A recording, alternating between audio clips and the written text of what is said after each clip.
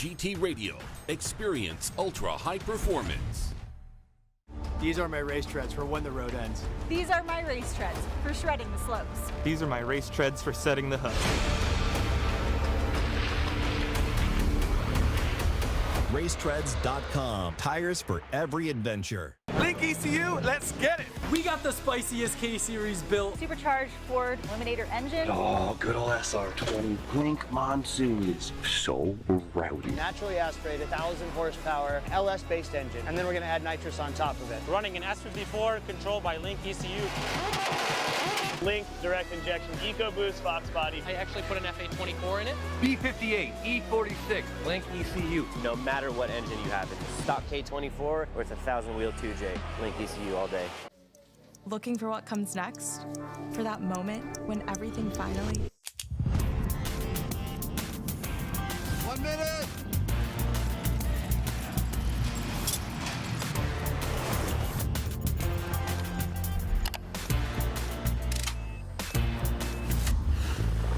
Whichever path you choose, it starts here.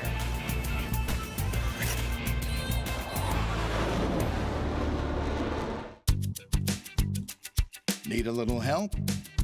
We got help. Need some advice? We got advice. No matter what you need, we have thousands of professional parts people doing their part to make sure you have it. Exceptional customer service. Just one part that makes O'Reilly stand apart. The professional parts people. O'Reilly Auto Parts. BC Forged Wheels. Custom built per order, offering extensive design, finish, and machining options. Strength, style, and precision come standard. Track proven, street ready. BC Forged. Proud sponsor of Formula Drift 2025.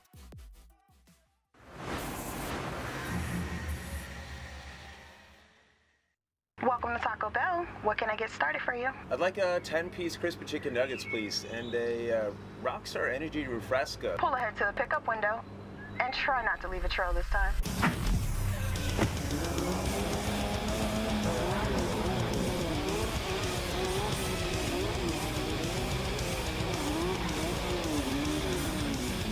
Nice drifting, Freddie. Enjoy your Rockstar Energy Refresca. Thank you. Welcome to New Jersey. This is the Gauntlet. The Crazy 8 is about to go down. Ryan Turk, he wants this. Right out of the gate, look at him pulling that front left wheel up. Frederick Osbo bathing in the smoke. Everything felt awesome. Forsberg initiates transit. Oh, Robbins goes hard into him, but Forsberg stays in it. Shanahan and Freddie, they bang doors, they bang back wheel. Whoa, buddy. Amanda Sorenson's doing it on her own. He's gonna try to bang the door of the three-time champion. Forsberg giving chase. A little fire. We're giving it our best, and yeah, delighted to be in the finals. Finals are here. Send it! Your winner here at E-Town is James Dean. Your points leader gets the win.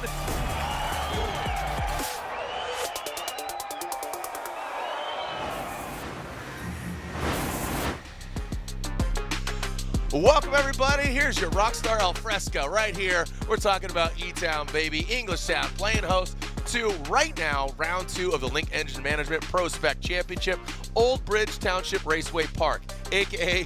E-Town. That's easy for me to say and much easier for you to remind yourself that we are in the Garden State, and this is the Gauntlet, the weapon of mass destruction, talking about the track, the Crazy 8, the Figure 8, and only one will come out on top at the end of tonight. We have Corey Talaska, who won round 1. There are 4 rounds of our PROSPEC Championship. That's what's going down today. Tomorrow is round 4 of 8 of the Formula Drift Pro Championship. Let's take a look at how this thing shaped up. And to be quite honest, the seating bracket, we had multiple drivers. In total, 16 drivers, whittled down to 12 yesterday, 20 pre-seated, making 32, and there they are. The guys and gals, most notably, I got to talk about it right out of the gate. Cam Sorenson, the Shaft. Cam Shaft Sorenson, Amanda Sorenson, they're doing battle. Also joining me up here is Mr. Matt Sopa. Matt, I'm going to bring you in, elaborate any battles. What do you think? You were down on the track with some pro seating bracket earlier, now here in the booth of Glass Box of Emotion. What do you think? Well, as far as track conditions, outside of the course, it's a little wet if they drop a tire, so that's coming in a factor. You know, I always talk about spotters, you know, having their attrition here, but we got, I mean, looking at all these battles, there's just no, they're all going to be really good here on the top 32. We saw, as we're about to see, the unfortunate and an unexpected role of Shelly Hansen here. Just a super unforeseen circumstances here, but she got the car back up and running. I don't think it's at 100%. She got some not full drift laps in, but hopefully they can dial it in with a burnout box, because we do allow them to kind of test it back there as well. And also glad that she was okay and be able to walk away from that, because that was it's funny because she came out of the booth and she's like, I ride horses all the time. That was actually nothing. So hey, like, there we go. Well, her spotter said, you know, hey, let's get her going here. So I came up with a nickname for her. She's Hard Candy. Hard candy. She's got a hard candy shell. Hard candy Shelly Hansen, because you know she's sweet, but she's built for this, man. So I'm really proud of her and what she's doing and what she's enduring, and her driving is really insane. So really excited for her. That's taking a look at the standings right now. Talaska with the win. Brutzky, he knows this track probably better than anybody outside of with the last name Knapp, given that Knapp owns this track. Cam Sorenson, he's got his big sister who he's going against. Cam Sorenson, 13 years young. Hooman Rahimi, Trevor Ruth, Adam Kappic, Jerry Johnson, who got his seeding points yesterday. He won overall yesterday. Colette Davis, Nate Chen. And, you know, you got to keep in mind here, with only one battle in, Jerry Johnson accumulated some points yesterday. With every victory, it was 3 points. But now, here in top 32, it's 10 points for every win. So, Lewis Lanz, Bystrack, Brian Hopp, DJ Stubstad, and there she is. Hard Candy Shelly Hansen. So as we are getting ready and joining in another member of our broadcast team, I just saw her. She's got salmon pants. She's ready to party. She is with first ever female to get a Formula podium, Lorette Nickel. Welcome. Oh, Jared, thank you so much. Of course, this one creating history last year on the podium as the first female driver, and Amanda Sorenson. Maybe some history coming up next for you going against your brother. So what is the mindset? Yeah, it's definitely very exciting because, you know, this whole time I always thought I would be battling Brandon first, but here I am battling Cameron. And I'm super excited to have Cameron in PROSPEC with me because it brings back that sibling rivalry, which fuels my passion and just like this motorsports passion in my family, so I'm excited. Yeah, absolutely. And speaking about that sibling rivalry, were you giving him advice, or did you just, you're going to let him go out and do his thing? Yeah, definitely. He's like, you have the laps on this track, so we were able to play on the sim together, get time together, and I'm like, pick your visuals, and we're going to go put on a show. Incredible. Best of luck, Amanda. Jared? Thank you so much, Lorette. Some great insight there. Cameron, you know, even when I met him last year, he got his Formula Drift license to compete in PROSPEC. Saw him at Irwindale, did some interviews. He was just so fixated on beating one of his siblings, and now here he is. The opportunity exists right out of the gate, round 2. Right. So I think it's really cool that the Sorensons not only are they on track, but Brandon Sorenson, he's up here in the booth. He says, it's Cameron, not Cam. I said, all right, I get it. So Cameron Sorenson, look, he's giving me the evil eye. Don't give me the evil eye, young man. Not a car part, easy there, dude. Relax, dude. All right, so Cameron Sorenson, look, it's cool to see that. So Sorenson's aside, some amazing battles here in 32. Like I said, Brutzky, outside of your last name isn't Knapp, he probably has more time on this track than anybody with the E-Town Gambler event going down. Taking a look at some of these other battles, Kappic and Colette Davis. Colette talking to her, she says, I just got to figure out this initiation. Off it a little bit, would like to be a little bit deeper, a little more fluid. She was pretty transparent about, kind of her hiccups, what she's trying to figure out overall. What else? Cole Richards and Brian Hopp. That should be a good one, with Brian Hopp also being a veteran of this track, and Richards always being a big gun. And well, there's Lorette. You can see her down there. She's talking to Cameron Sorenson. What's going through the mind of Cameron right now? Well, again, of course, the storyline is sibling rivalry. And Cameron, as you're sitting here in the car, what are you visualizing? I'm visualizing at the end of this, Amanda's car is going to be wrecked. This car is going to have some scars on it. It's going to be a really good battle no matter which way it goes. I'm stoked for both of us. Even if Amanda wins, I still win. if I lose this, it'll kind of take away my championship goal, but it's fine because Amanda podiumed here last year. Let's hope she could do it again, or I could do it this year. That's about all I got to say. Good luck, Amanda, and let's hopefully not flip. No. You guys will be great. Cameron, thank you so much for your insight. Jared, back up to you. All right, you know what? I think actions speak louder than words. Cameron, I could sense some kind of nervous energy there, but I think if he harnesses that energy, I'm excited to see what he can do. Again, keep in mind, 13 years old, and he's got very talented older siblings in Amanda and Brandon Sorenson, so excited to see how that unfolds. Thank you so much, Lorette. Some great insight throughout today and tomorrow from Lorette Nickel. Again, just pulling up, and excited to see her as our 3 judges have been here through the entirety of the weekend. Reese Marin, Brian Eggert, and Vernon Zvanveld joining us here once again. Again, Reese and Brian through the entirety of the season, and Vernon and Robbie sharing their duties. So Jared DeAnda here, Mr. Matt Sopa. Jared. Matt Sopa, the starter for the Pro Championship, and you're a driver yourself. You have your own company, Make It Modular. You're, again, an avid drifter yourself, but why do you think this track, as I talked about, we come off a great Orlando. What an exciting Orlando. You go in Orlando, you kind of, all right, it's a little raw. It's a little, Orlando's got a great drift scene, or E-Town, birthplace of drifting on the East Coast. Some would say even here in the States, driving, driver searches.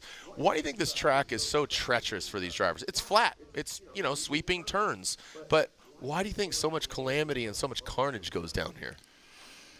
Maybe it's just, it's dangerous to assume that you're going to underestimate the course of the track. And we say it is flat, but there is, some surface changes with the old drag strip concrete.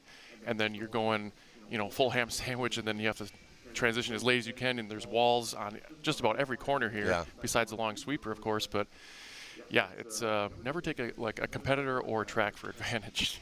Put some respect on it, right? Yeah. You got to respect. All right, Lorette Nickel, before we go into the action real quickly, down to you. Who do you got? I think you're calling to me, Jared, and yes, I'm right next to their burnout box, so my goodness, the boys warming up their tires, but Cuddy Dempster here. So what a warrior this man is. You're experiencing some oil pressure issues. Yeah, unfortunately, I got some weird pressure issues with it keeping all the oil on top of the engine and not draining back fast enough. So the oil pan's actually sucking dry, and there's nothing left, so the oil pressure drops down, it hits the safety, and cuts power out of it. So we did a fix with the restrictor to make it a smaller size, and hopefully that fixes it. If not, we turn all the safeties off, and we'll see what happens. Oh my goodness, well, let's see what happens. Fingers crossed. Thank you. Thank you so much, Dempster. And that is Talaska, and that is Ryan Kaufman, that Taxi Garage FCRX7.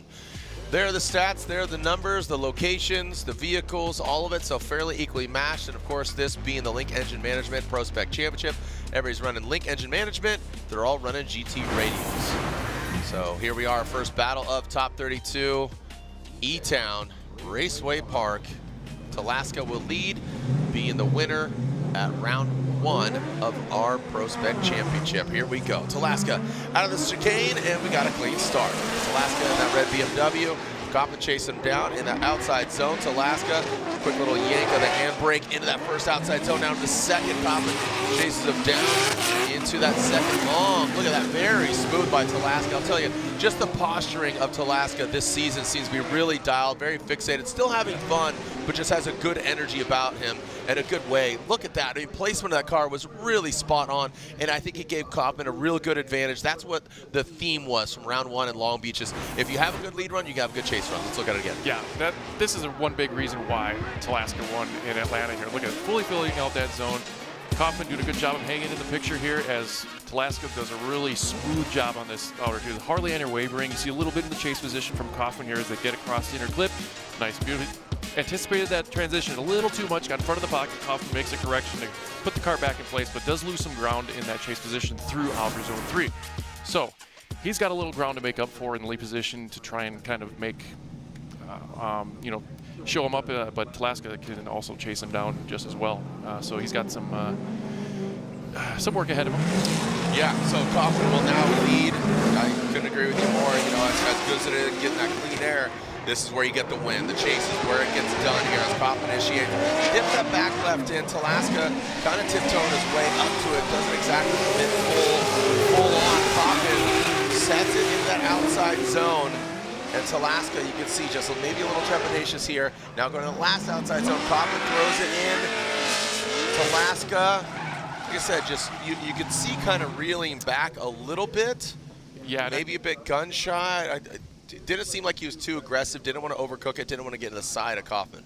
Yeah, I felt like his kind of wavering in the chase position kind of took away from our focus on the lead. Kaufman could have been a little deeper there that like Corey was, but I feel like Kaufman's run here just kept maturing. It got better and better as we get past outer zone 2 here. And Talaska's just kind of moving the car around in the pocket, not staying where he wants to. I don't know if he's not used to Kaufman's speed, but Kaufman does a great job of filling 3 here, full smoke.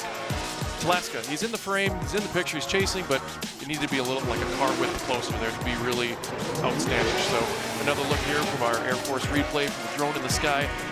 As Talaska, you can see that checkered roof on the BMW trying to close the gap on Kaufman. And see, does a little bit of wavering over that little hump in the drag strip through outer zone 2.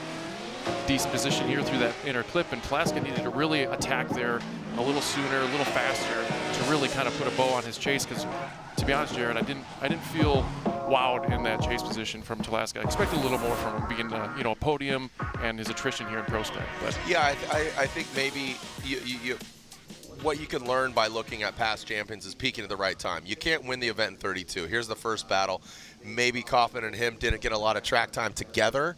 Right. And like you said, treading lightly, I think that's a tempered approach, and I think that might have been the right way, but was it dialed back too much? Also, we were so fixated on Talaska's lead run, which was really, really good. Solid. I would like to see Kaufman's chase run, and here we go. So the side-by-side. Take a look at the left side and see what Kaufman did by comparison. So, Talaska initiates. Yeah, you can see how much more angle Talaska has, and he's a lot more smooth in that lead position than Kaufman, and also a little deeper. Both kind of sacrificing a little angle to gain some proximity, but Kaufman was actually a little closer there and does a good job diving here. That's what Corey needed to do in his chase position, but just Kaufman couldn't fall through on the execution to stay in that pocket where he needed to. So a little polishing here in our first top 32 battle, as the fridge there is going to designate our winner here soon. See what the judges have to say, or one more time. We'll see. We're in the Matrix right now. Red pill or blue pill? Which one are we taking? Who's moving on to the 16? Is it Talaska in the BMW or Kaufman in his taxi garage FCRX7? I'm always a sucker for an FC, and the BMWs are becoming essentially what I would like to say the 240 of the generation right now. Just the readily available parts, the power, the chassis overall. Yeah, that FC is just a good-looking machine. Love the FCs. Always a fan of them. Don't see them enough, and obviously a lot of people forego the rotary and go with an LS, I believe, is what Kaufman's running. Yeah, I believe you're right. All right, waiting in the wings. Looks like the judges have inputted the verdict here. Who's moving on? And after that, looks like it's an all Sorenson party on track. And even up in the box, there is Cameron Sorenson warming up his Spider BMW. Like in the white seats. Talaska, a designer by trade, so gotta have some style here. One more time. And one vote for Talaska, and Talaska does get the victory. Okay. So, and I can see Brian Eggert out of the corner of my eye talking to Reese and elaborating on why because usually, the mouthpiece for the judges is Reese. So Reese, we'll get some insight, but Reese, yeah, throw it on real quick. I know you talked to Brian. You said one more time, but Eggert, he elaborated to you. Yeah, the judges were just elaborating to me, telling me that it was close. They were kind of leaning to where I was at, but they said that Talaska just had just enough with his line in order to make it. For me, I just saw that there was an error in outside zone 1 and outside zone 2 by both parts. I figured that was enough for momentum to go at it again, but the judges saw it a different way, so right on. Talaska gets on. I think this might, thank you, Reese. And again, Talaska gets the win. First ever sibling, no? Connor and Jack, did they go against? They might tomorrow. They might tomorrow? All right, well, regardless. Female, male, Cam, Amanda, older sister, Cameron Sorenson, Amanda Sorenson. Super excited about this. Younger brother, Cameron. Welcome to Formula Drift, Amanda Sorenson. All right, looks like, again, that chase car can leave the start line before the lead car. Yeah, we are making history here with Cameron Sorenson and Amanda Sorenson. Amanda will lead. That was a restart. That was a restart on... Just a little baby jump, I guess, and that's why Cameron kind of jumped ahead there, as you were saying, so that's one strike. So, as you saw, Lorette interview Cameron Sorenson, maybe a little bit of nervous energy and just getting his mind right. Want to make sure everything is up to snuff. And Amanda Sorenson, again, the older sister. She's a Rockstar energy drink pilot, just announcing she is going to be driving in Drift Masters. Excited for that. A very busy gal. Sounds like there's a gearbox issue. No. In car. There might be a gearbox issue. No, that's Cameron's car. Excuse me, in the lead position. Maybe hopefully it's just a linkage. Oh, and actually, yeah, Cameron is leading. My bad. So yeah, Cameron hopefully it's just a linkage issue. Maybe Brandon can chime in and let us know a little bit more if they can figure that out in 5 minutes or not. That's a big bummer. So Cameron Sorenson leading, Amanda Sorenson chase. So Cameron might have jumped, but like you said, oh, that would be really a bummer. I was talking to Brandon during the break in between our pro seating brackets and our obviously PROSPEC competition, and 100% across the board, almost identical cars. Yeah. I said, who do you think? He says, leaning a little towards Amanda, given that she's driven this track more. She's had success here, got second place last year. You know, clearly you want to see a good battle here. And this is where it gets interesting too, because did he, quote unquote, technically leave the line? You know, is that, you know, it's, so look at, we're getting the full on tow. Such a bummer if this does not come to fruition. You want to elaborate on that, Jack, or Jared? Jared, whatever. You just don't call me late to dinner. So as far as him like pulling off the line, or yeah, it's we'll get some insight here, and I believe with him pulling to the line and having a start, but it was a false start. Right. So since there was a restart. Lorette, what did you learn down there? I don't know if Cameron is the right person to talk to right now, but what's the ruling? Well, I'll find out what the rule is. Our officials are down here. You can see Cameron getting towed away. There was no forward or reverse gear, so it sounds like it's a transmission issue. I was just looking for a close FD official to find out what the rule is, but I will keep an eye out for Kevin Wells, and we'll run over to the pit to see if I can get you guys more updates. Love it. Thank you so much, Lorette, and some great insight there. Unfortunately for Cameron, you're going to need a trans. You're going to need to throw that in and throw it into gear. You need at least one of them. Or at least one. Grab another gear. All right, so you can see, got some Adam LZ fans got their gear on. Got a James Dean fan. This guy's throwing the horns. This guy just missed the Pantera concert. Love it. Little thrash. This got the spiked cuff. This guy, oh, he got a smooch. He got a smooch from his bro even there. Now, it can't be that metal, you know. Even his brosif, the lifeguard on duty. Adult Swim only. Big Bucky's guy down there, bottom left-hand corner. All right, we got.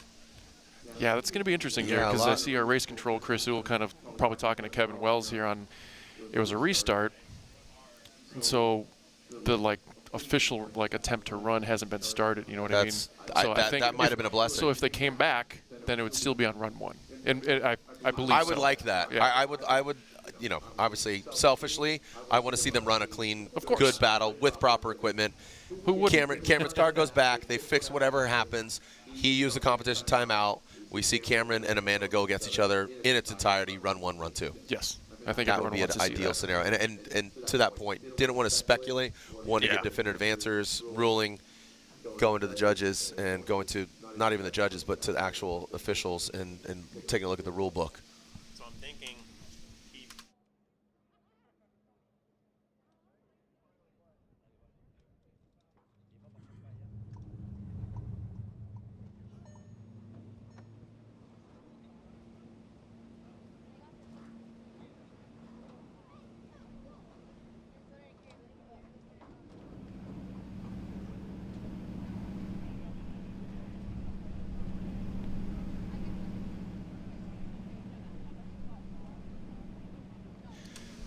So yeah, that's gonna. Yeah, that will be used as a comp timeout.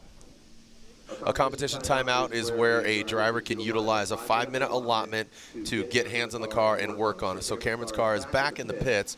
We should advance on to our next pair, and we will see what unfolds and transpires with Cameron and Amanda We are deducing if he did leave the line or it broke. And again, it's kind of like ideal in the ideal scenario, you know, it would be a penalty. It'd be what we call strike. 3 strikes and you're out. It's only stick and ball and traditional sports thing we really utilize. I would say give him a strike. It was a restart. Car can't move. Calls a comp timeout. Works on the car. We get run 1, run 2. But that's purely right now. I'll just say speculation. We want to ideally find out what's going on. Yeah, because the other way they would rule, like if that was that way, a run. If the failure caused him not to failure to launch, then it technically wouldn't be a restart. Right. And that's what they're kind of mulling over right now. Okay. So can we get the next drivers in the box, which would be, again, Colin Zielinski and Cody Dempster. Cody Dempster, that's right. The Fuel Lab, Coilover Depot, Corvette.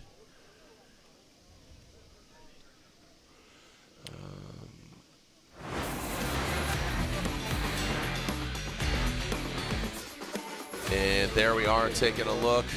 Gotta love. A couple Midwestern boys. Yeah.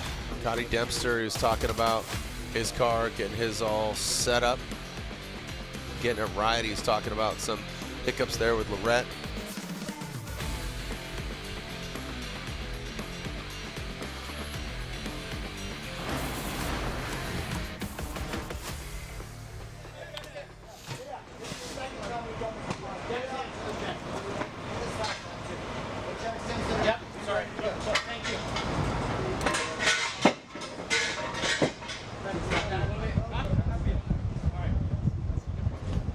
So it's the box then. It's the box then. Okay, so we are hearing that it would be. Start the car. Watch, have your hands back. It would be as a run. Yeah. So that Cameron's leaving the line would denote that it was an attempt at a run, but it broke and it wouldn't leave. Right, because he did leave the line in the 1 formula drift, 2 formula drift a lot. And it was a mechanical failure that caused him. It wasn't like a driver error, and he made the attempt to leave. That's why we ruled it that way. All right. So we will keep an eye on what's going on here. Okay, it sounds like it's the rear end that maybe the quick changer, the inputs line broke on that. That's why it has no gear. So it's unfortunate. So gutted for Cameron. Yeah. Yeah, just again, just the equipment failing him there, unfortunately. So we'll revisit that. What I would call the second half. So unfortunately, Amanda will lead on the second run, and we are pulling up Dempster and Zielinski. There's Zielinski and Dempster pulling up. His white Corvette. Gotta love the. Yeah, part of the Derek Madison crew. Yeah, D-Mads, and just a good-looking car. I'm a sucker for a good, clean white vet. Don't know if he's got the dad lawn shoes on. Don't know what level of the. We've all seen the memes there. So Zielinski will lead, and Cody Dempster will give chase.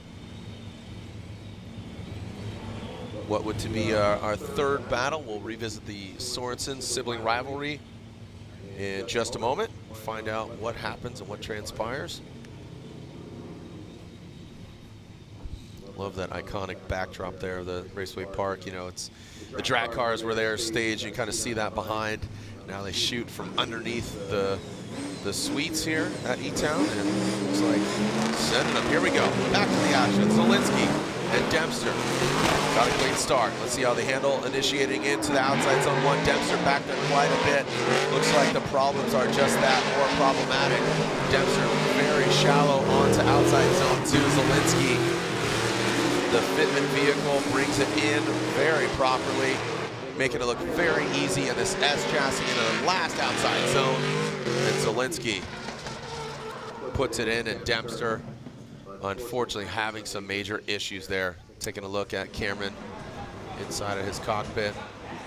Yeah, Cody was mentioning, or when he was with Lorette, remember, the oil, not a starvation issue, but more of a drain issue, which was actually causing the starvation. So Yeah, the free run. Yeah. I know what you're. Yeah, So yeah, when he started. Zielinski basically got a free pass here on his lead run as Cotty just had some mechanical failures and couldn't keep up here, unfortunately. And Zielinski putting on a little show on his own as we keep Dempster in frame for the remainder of that lead run. So whether or not he's going to try and pull up the line or Zielinski will have to do another essentially bye run, we'll determine that here shortly. Oh man. Well, we are hearing that the whole rear diff broke. So got Brandon up here, and he's like, just broke. I said, I'm sorry. Shrugged his shoulders. That's racing, man.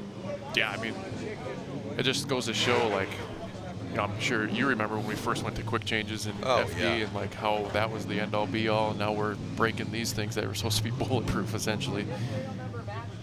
But nothing is bulletproof in drifting. I'll tell you that for free. Oh man, yeah. There's the dad, Randy, looking on, and yeah. So this will be a bye run for Amanda Sorenson. Such a bummer. I mean, this is exactly what they would have liked to seen just from a developmental standpoint. You know, like I said, this is Amanda knows this track. She has more experience than her younger brother. You know, all signs would say that, you know, Amanda has an advantage here. If it was maybe another track, would have been different. But what do you got? We got what I thought was an oil or fuel issue with Cotty Dempster was actually a blower belt. So he's going to take a 5. We'll circle back to him able to lead against Zielinski. So let's listen. Let's lay out and listen. Yeah. Lay out and listen, Amanda. And I mean, gosh, some issues here. E-Town is, I don't know what we did, who we need to apologize to. Let's get this sorcery out of the way. All right, well, Amanda gets her bye run and advances on to nickel, Lorette. Well, Cameron, not the way you wanted this to go, I know. Has the team updated you on what happened? So, the rear diff right now, the shaft inside of it, just gears rounded out and everything's kind of just one piece in the diff, or not, no, everything just rounded out and went into gear, everything in the diff just destroyed. I'm so sorry, because I know you've been looking forward to this moment, but how do you regroup from this point? I honestly don't know. I'm kind of happy that Amanda is getting to win this, and she's going to go into top 16 where it could be, or she could advance on from there and keep going all the way to the top and do better than she did last year. But yeah, I'm just kind of a little disappointed, but it's fine. And I hope Amanda keeps going all the way to the top. Yeah, that's absolutely incredible. So we're going to see Amanda do great big things, and we have the brothers here supporting Amanda. And guys, you guys are going to be the first ones to greet Amanda on her way back. So she just did her lap. Incredible job. And Brandon, anything that you'll tell Amanda? I mean, I think that this would have been an incredible battle, but it's a real bummer that it had to end this way. But I have a lot of faith in Amanda, and you know, she went almost all the way last year with that second place, so we're going to see how this year plays out. All right, big things happening for Amanda Sorenson as she advances to the top 16, guys. Thank you, Lorette, and thank you to the Sorenson camp, the trio, the older sister, getting the victory over, unfortunately, not even outpowering her younger brother, but the equipment, unfortunately, as he says, rounding out. So Diff said, nope, not today. So there's Cameron. Unfortunate, bummer, but like you said, cheering on Amanda here in competition. So next up on the slate is Nate Chen versus DJ Stubstad. This should be a real barn burner. Nate's having a lot of fun, man. He's letting loose. Stubstad, always a good attitude. I'm expecting a fun one here. Stubstad, I believe that's his pops over there spotting for him. I mean, what we saw yesterday from him and Hop, like, poof, or Jerry, whoever he was going out, they were just putting on a show yesterday. It was great. Even though the venue was out of power yesterday, I think you could have ran it off their energy. Yeah, just like some hamsters. Just plug into Stubstad and Johnson. I think we're going to charge the whole building. Yeah, so here we go. Nate Chen. Chen out of Chen, baby. That NCR 86 into that first outside zone. Look at that. I mean, great placement by Chen. Stubstad, we know he's an aggressive driver and just comes in, shallow initiates. Look at Nate Chen rips in the second outside zone. Now pass center clip, Stubstad surging in attack, look at that. And now in that last outside zone, Chen, I mean, textbook, great run. Chen at a Chen, maybe a 9.5. Little room for, you know, development, but great run by Jake Chen. Yeah, absolutely. I like what he did. He made it look easy, and I can't really see any mistakes besides in the chase position. Stubstad had a little bit of a timing issue there with the transition, and Chen just looked really smooth, even through that little bit through the drag strip here. DJ just kind of playing the game of catch-up, and he finally does in this transition. A little late there as well as he gets through outer zone 3. I thought he was going to close the door, but then it kind of opened back up on him. So let's give DJ the clean air and see how Chen gives chase in E-Town. Stubstad with the clean air in his Nissan Z. Nate Chen chasing him down. And here we go. Stubstad out of the gate. Chen dropping a formation, tip to tail, boom, initiates right to the side of Stubstad. Good confidence in the side of Chen and the side of Stubstad. Now with that clean air, you can see the placement of that Nissan Z by Stubstad. Good job by him. Nate Chen not backing down. Stubstad, some wavering. Chen way on the wrong side of the inside clip, but Stubstad, oh boy, goes for the berm. Yikes. Looking more like Rad the movie than Fast and Furious. So we're talking movie references here, but Chen was very aggressive, went to the wrong side. I don't think there was contact there, so Stubstad probably went off on his own power. Even though Chen did have the mistake, I think he is matched by the dirt jump of Stubstad. Just shoot from the hip there, Jared, when they're looking at the inner clip. But we'll take a look at here. Stubstad doing a great job here, getting in that inner one. Chen a little shallow there, does time the transition a lot better than Stubstad did in and closing that door and out, so it's outside zone 2. Wavering from both parties here, but here no contact, but Stubstad really cut that clip short, and I think that's what set him up for failure here in outer zone 3 as he just drew that arc a little too wide and found where the dirt meets the road there. And looking at it from the drone trace here, you can see Chen there lining up in a formation as Stubstad could have been a little deeper in OZ2, but it was smooth overall. Chen sacrificing a little bit of angle here, but with the incident out outer zone 3, it's going to be a moot point as we're going to deem that as incomplete. And Chen was actually able to get out of that pretty unscathed, to be honest. All right, and his spotter, his pop, saying he threw a belt. So unfortunate turn of events there, and he's letting me know. So, dude, these belts. Turbos, just shooting guys. left, shooting right. Oh, look at Day. Come on, man. Nate Chen gets the win. Congratulations, Nate Chen. Moving on to 16. A good effort there, but gotta put another notch in the belt. And I'm just saying, there it is. I'm just saying there's a trend here that it's hard to overcome. There's a lot of things people do to make their supercharger belts stay on, and sometimes then it's a gamble. Yeah, we see it in the field. Looks like it is Cody Dempster and Zielinski in the burnout box. So Cody Dempster and Zielinski.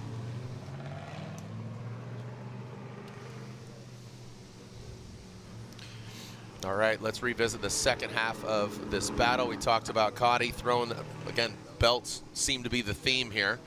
Terrible theme. Yeah. The theme song. The theme song is belts. Belts, belts, belts. Let's keep them on the cars. And just look at, What, you saying going turbo? I was going to say Orion's belt for some reason. I couldn't find a good segue, so all let's good. just watch this run and let you throw another notch in the belt, tighten her up. Let's go. Cody Dempster out front, Colin Zielinski in the chase position. Second half of this battle. Let's see if some confidence on his side. Zielinski put the car in the right places, man. Regardless of what happened to Cody in the chase position, Zielinski just really dialed it in. Very cool, calm, collected, just kind of soul surfing out there as opposed to thrash and bash. But now I think, given that Cody's out of disadvantage, I think Zielinski is going to tread lightly. He's going to go through the paces and look at Cody. Car grips up, shoots on the inside. He is all over the place, gets in the dirt. This is not ideal. It's hard to follow. So this is where it gets precarious. If I'm Zielinski, if I'm a spotter, settle down. Give me a 6.5. That's barely passing, but I need a 6.5 out of 10. And that's you know what I mean? Like, yeah, pump the brakes a little more. Yeah, left foot, literally let's pump the brakes. And, you know, very unfortunate for Cotty Dempster. We know what he's capable of, but as you said, the DMADS crew, Fuel Lab, Coilover Depot. Let's take a look at it again. On initiation, saw it grip up, shoot on the inside, ready? Right there, just approach the outside zone 1. Amazing. Shallow there, and he made up for that shallow in here, but it was just too much angle and not enough road, and kept that shallow pattern there through outer zone 2. And Zielinski doing a good job of keeping that temperament. That's what we wanted to see here, and that's, you know, attrition to their spotters here. You know, you have such an advantage with your, you know, who you're battling against has such a deficit that's what you needed to do, and it showed. Let's slide him left for Colin Zielinski in that Fitment S chassis. He gets the victory. Always a good attitude. Congratulations, bud. We'll see you in the 16. Next stop for you, you are going against Nate Chen. So two drivers that got a little bit of good luck their way with their competitors, but when we come back, some more action. We are a quarter of the way through our Link Engine Management ProSpec Championship. Don't go anywhere here at E-Town.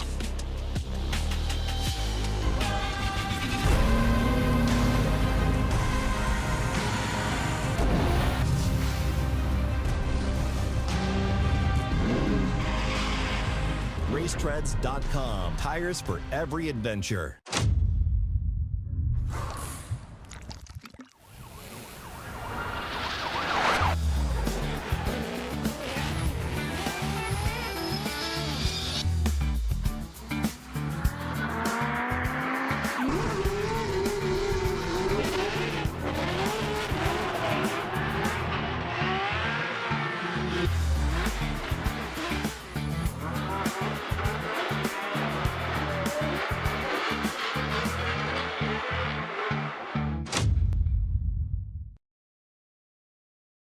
ECU, let's get it. We got the spiciest K-Series built. Supercharged Ford Eliminator engine. Oh, good old SR20. Blink Monsoon is so rowdy. Naturally aspirated, 1,000 horsepower, LS-based engine. And then we're going to add nitrous on top of it. Running an S54 controlled by Link ECU. Link direct injection EcoBoost Fox body. I actually put an FA24 in it. B58, E46, Link ECU. No matter what engine you have, it's stock K24 or it's a 1,000 wheel 2J. Link ECU all day. Welcome back to the streets of Long Beach. Once again, here we are. Cars are staged, the flags are waving, the umbrellas are out, the track is hot, the wind is blowing, and the drivers are ready. He is Chris the Force Forford! Forford applying the pressure outside zone 3. Make some noise for Northern California zone, the beast from the Bay, Matt Field! Do that first outside zone. That Corvette slides it. Oh!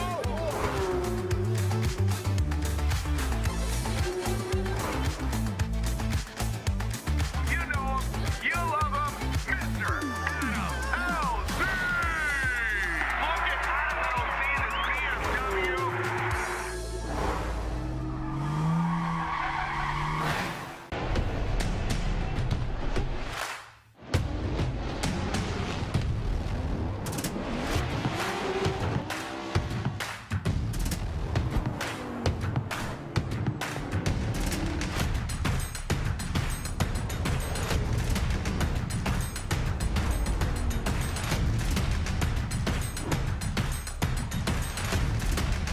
GT Radio. Experience ultra high performance.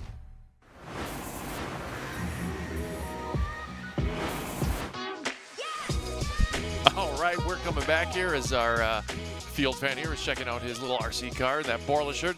Yeah, we're talking to you, buddy. What do you got there? Oh, we got Heishman and Josh, the Commander Stuart, lining up for their first battle in the top 32.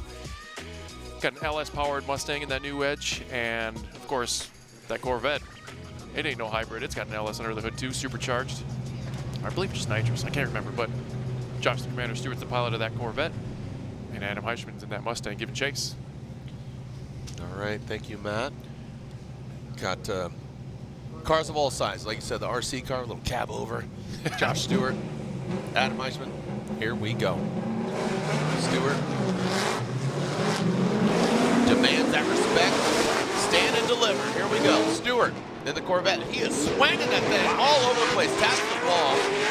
Now transition through the wall hugs. Ford Mustang. An all-American battle. Ooh, he got a little precarious there. Look at the attitude of the car. Oh, boy. Oh, boy. That was a hard hit. And now coming across the Stuart Corvette. Oh, boy. That is a big, hard hit. And he hit that wall that does not. You could see, so Jersey wall. I don't realize why they call him that. It kicks up, and that was not a wall hug. That was a bear hug. Yeah. Oh man. So the wall hugs Mustang. How we doing out there, guys? Yep, that's you, repping. Ridbeg there. Yeah. All the goodies. Thanks for joining us. Patrick Mahomes in the building. Thank you for joining us. I know you got camp right now, but appreciate you joining us. You had the Oakleys and the hair kit. I like that. Yeah, and I was just like on the tip of my tongue after this run. Heishman was just killing it in practice before here, like dooring people. And welcome to the show, man. I don't believe it was an iteration, but look at that entry from Stuart. He was going to do that in Atlanta too, just giving us that wow factor, as he does a great job here filling out that Ozone too. But then I'm not sure what happened here with Heishman. He got lost in the sauce. That curve there. See how much that wall moved. That goodness. Yeah, it was a 1-2 punch. It was a jab with the jump in the middle. You talk about the elements here. And I'm sure we'll see the three-wheel action as it gets to that point. Well, it bounced the car up. Yeah, bounced the car up and then hit that 3 wheels, front left up. That back right digs in. It grabbed and whipped it in, straightened it out, and then went straight into the wall. So as sensational as it is, it's very unfortunate. I mean, that car was looking that really. And knowing those cars, I'm like, I know exactly what's damaged in there, and like, I'd be hard pressed to get that thing fixed in 5 minutes. Yeah, break the stigma. There's just not. Don't break your car as much. Yeah. Break the stigma, but don't break the stang. And the stang. Yeah, busy down there on the ground. So thank you to our FD staff and our E-Town staff. Trying to straighten that thing out. Surprisingly, that thing's still attached to the rack. Yeah. Hopefully, something that's not supposed to be a fuse. You always tout those Mustangs as being pretty durable, and that's a testimonial right there. I've never been tie rods. What's that? Yeah, it's just I always give the Nissan guys. I always compare like inner tie rod sizes and just always get a kick out of that. But while we're cleaning here down on the track, Lorette Nickel. A lot of action down on the track, but a gentleman that's very happy. Look at that smile. Smile big for Zielinski. Yes, of course. So he, of course, is in his rookie season. So every time he makes a big step, it's history for him. And, of course, the first round you made it into the grade 8, but there were some issues. You're also dealing with some issues that you're battling here, right? Yeah, we think we got it all squared away. We had to pull the trans right before practice. We had a clutch issue or clutch line issue. But we got that figured out. It seems to be working fine now. So we're keeping the blower belts on like we were having problems last event. So hopefully that stays together and we'll have a good event. Yeah, and how are you figuring out the figure 8? Honestly, it's not too bad. I've driven here a couple times before at a couple of the other competition events. But other than that, it's going well. We kind of had a game plan coming in, or at least like a little bit of a head start, since we've been here before. But yeah. When you come in, and especially to Englishtown with a game plan, does it ever go according to that plan? Oh, never. That's drifting in general. You break stuff all the time. I mean, I was really hoping we wouldn't have to touch the car all event, and we were pulling the trans like 4 hours ago. So. Oh my gosh! Wow. How does, as the time goes on, how does your confidence build? Yeah, obviously, like throughout the rounds or throughout the event, the more driving I get, the better, the better I can be as a driver. I'm getting more comfortable, and then, so obviously the more I drive, the more events I go to, and then the better I'll get and the more comfortable I'll be. Yeah, we love that. And something that made a lot of people uncomfortable yesterday was the weather and that tornado that blew through. Did you have any damage? No, honestly, we had like 10 straps on each tent. We had like 2 or 3 tires on each corner, and everything stayed. I was glad. It was terrible. Yeah, it was terrible, and it went as bad as it well, it was good and bad all in the same because nobody got hurt, but some drivers sustained a lot of damage, and our driver that sustained the most damage was Jeff Jones, and we're going to get a recap of his day yesterday.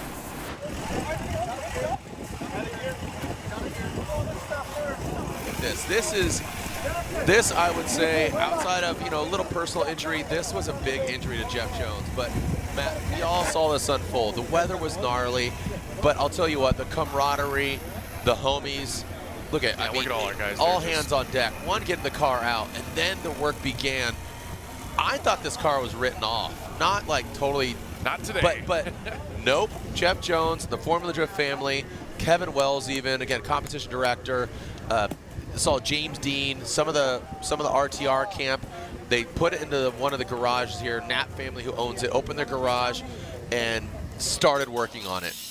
And there they are. So again, the team thrashing on it. Supposedly the cage, that one bar, they could just drop and cut it out and then splice in that top bar on the roll cage. And obviously aesthetically, the dimple die across the front, flatten that out, straighten it out. It's got a roof skin. Anything else?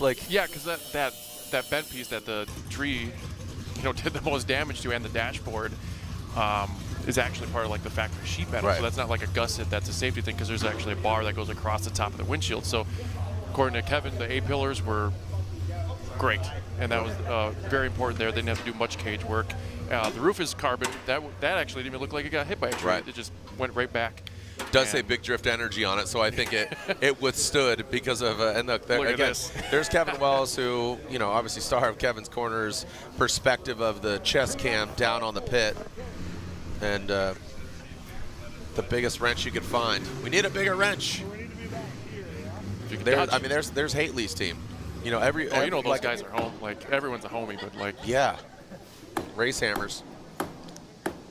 Got a couple stitch welds here, and then just a windshield away, and Bob's your uncle. And Bob's your uncle. What's good here is Kevin's given insight to make sure it passes tech. That's the big thing. Yeah, get it right, get it good, back at it. What it never happened. Big takeaway for me is just all the blessings that everybody is okay this morning. I'm like, dude, you see LZ's video?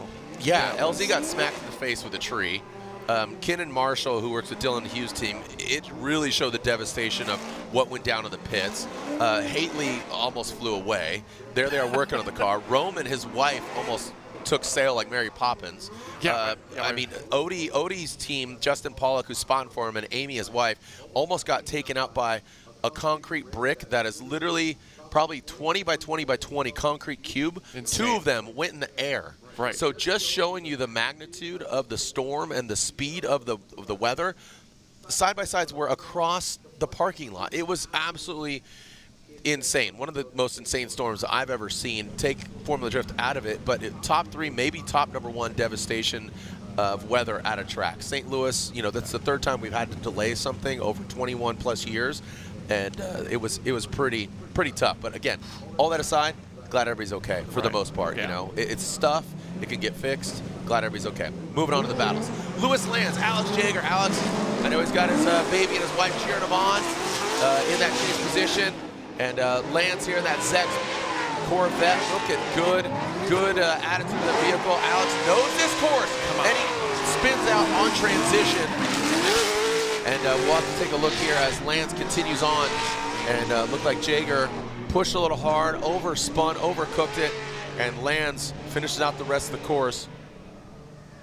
Man, we talk about the announcer's curse, and maybe there's a hometown curse with Alex, but I do want to dive into this a little more and see what the attitude of that lead car was going into that transition. It did look a little goofy. He added a lot of angle, and I know the judges are going to look at this too, because I kind of caught a glimpse of it.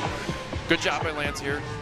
Jagger's put hands up. Look how much angle. He kind of parked there. He needs to be on the gas. He wasn't on the gas until 10, 20 feet into that zone, so I feel like that's whether that, I know it wasn't done on purpose. The car probably got away from him just a little bit, but this is something that Reese drilled into the guys' heads at the driver's meeting the past 2 mornings is get into that outer zone too, and you got to be on the gas as you're getting into that. We don't want to see that car floating into the zone and then getting on it as an afterthought. Set your car up right before the outer zone so that you can be in there, accelerating, and not have moments like this that whether it's, I know it was on purpose, that car just looked. Yeah, and that's at first glance. I think we need to take a look at other angles. That was very uncharacteristic, the attitude of Lewis's vehicle and the way Alex responded to that. He's now going to get the clean air. Yeah. Jagger out front. This could be telling what's going on, and we did see those momentum areas that are denoted by the red.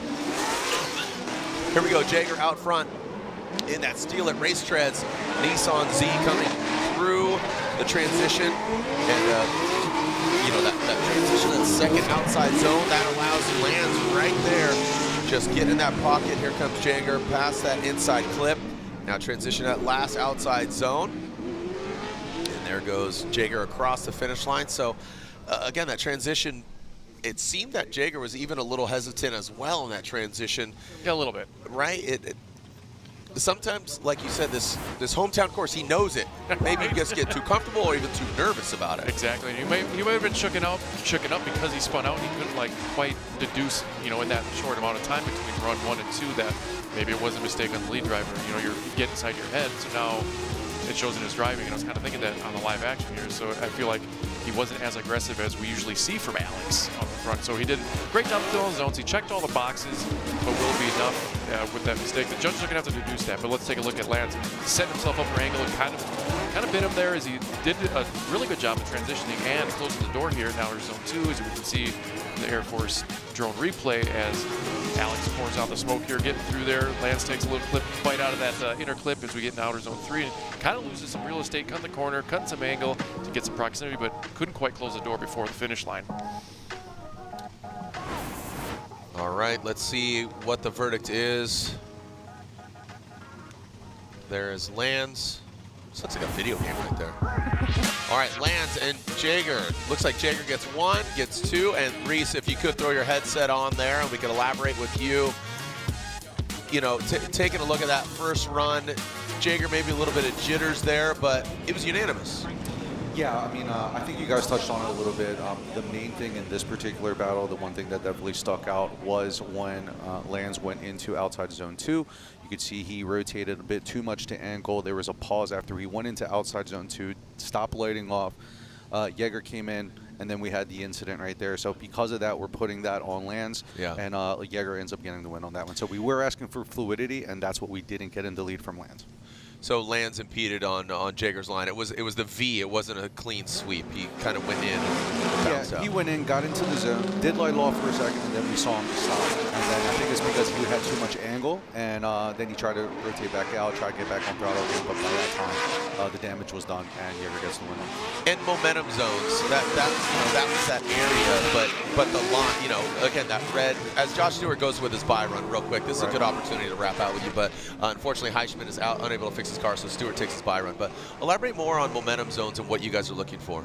Yeah, so for the momentum zone, we understand that there's going to be a gradual momentum variance in these certain areas. But for instance, like there is a momentum zone there. Lanz comes in, he does slow down a little bit, but then the error happens after he gets into the zone. Too much angle, slows down way too much, not on throttle, and that's the biggest issue. That is too much of a hard pause at that point. It messes up the fluidity of the chase, and in that case, like I said, Jagger ended up getting the win on that. All right, so there's what Reese is talking about, those red bands across the track. Yes. Matt. One right before the initiation, and then we have one going into outside zone 2 so they can settle the car, and also going into outside zone 3 as well, settle the car. We don't want to see a hard decel or something that stuns the fluidity of the battle. We understand that there's a settling process, but if you stun the momentum, that is going to be something that's going to be weighed against you. Thank you for some insight. That's good. Again, another great opportunity to talk to Reese on behalf of all the judges, Vernon, Brian, and Reese here at E-Town.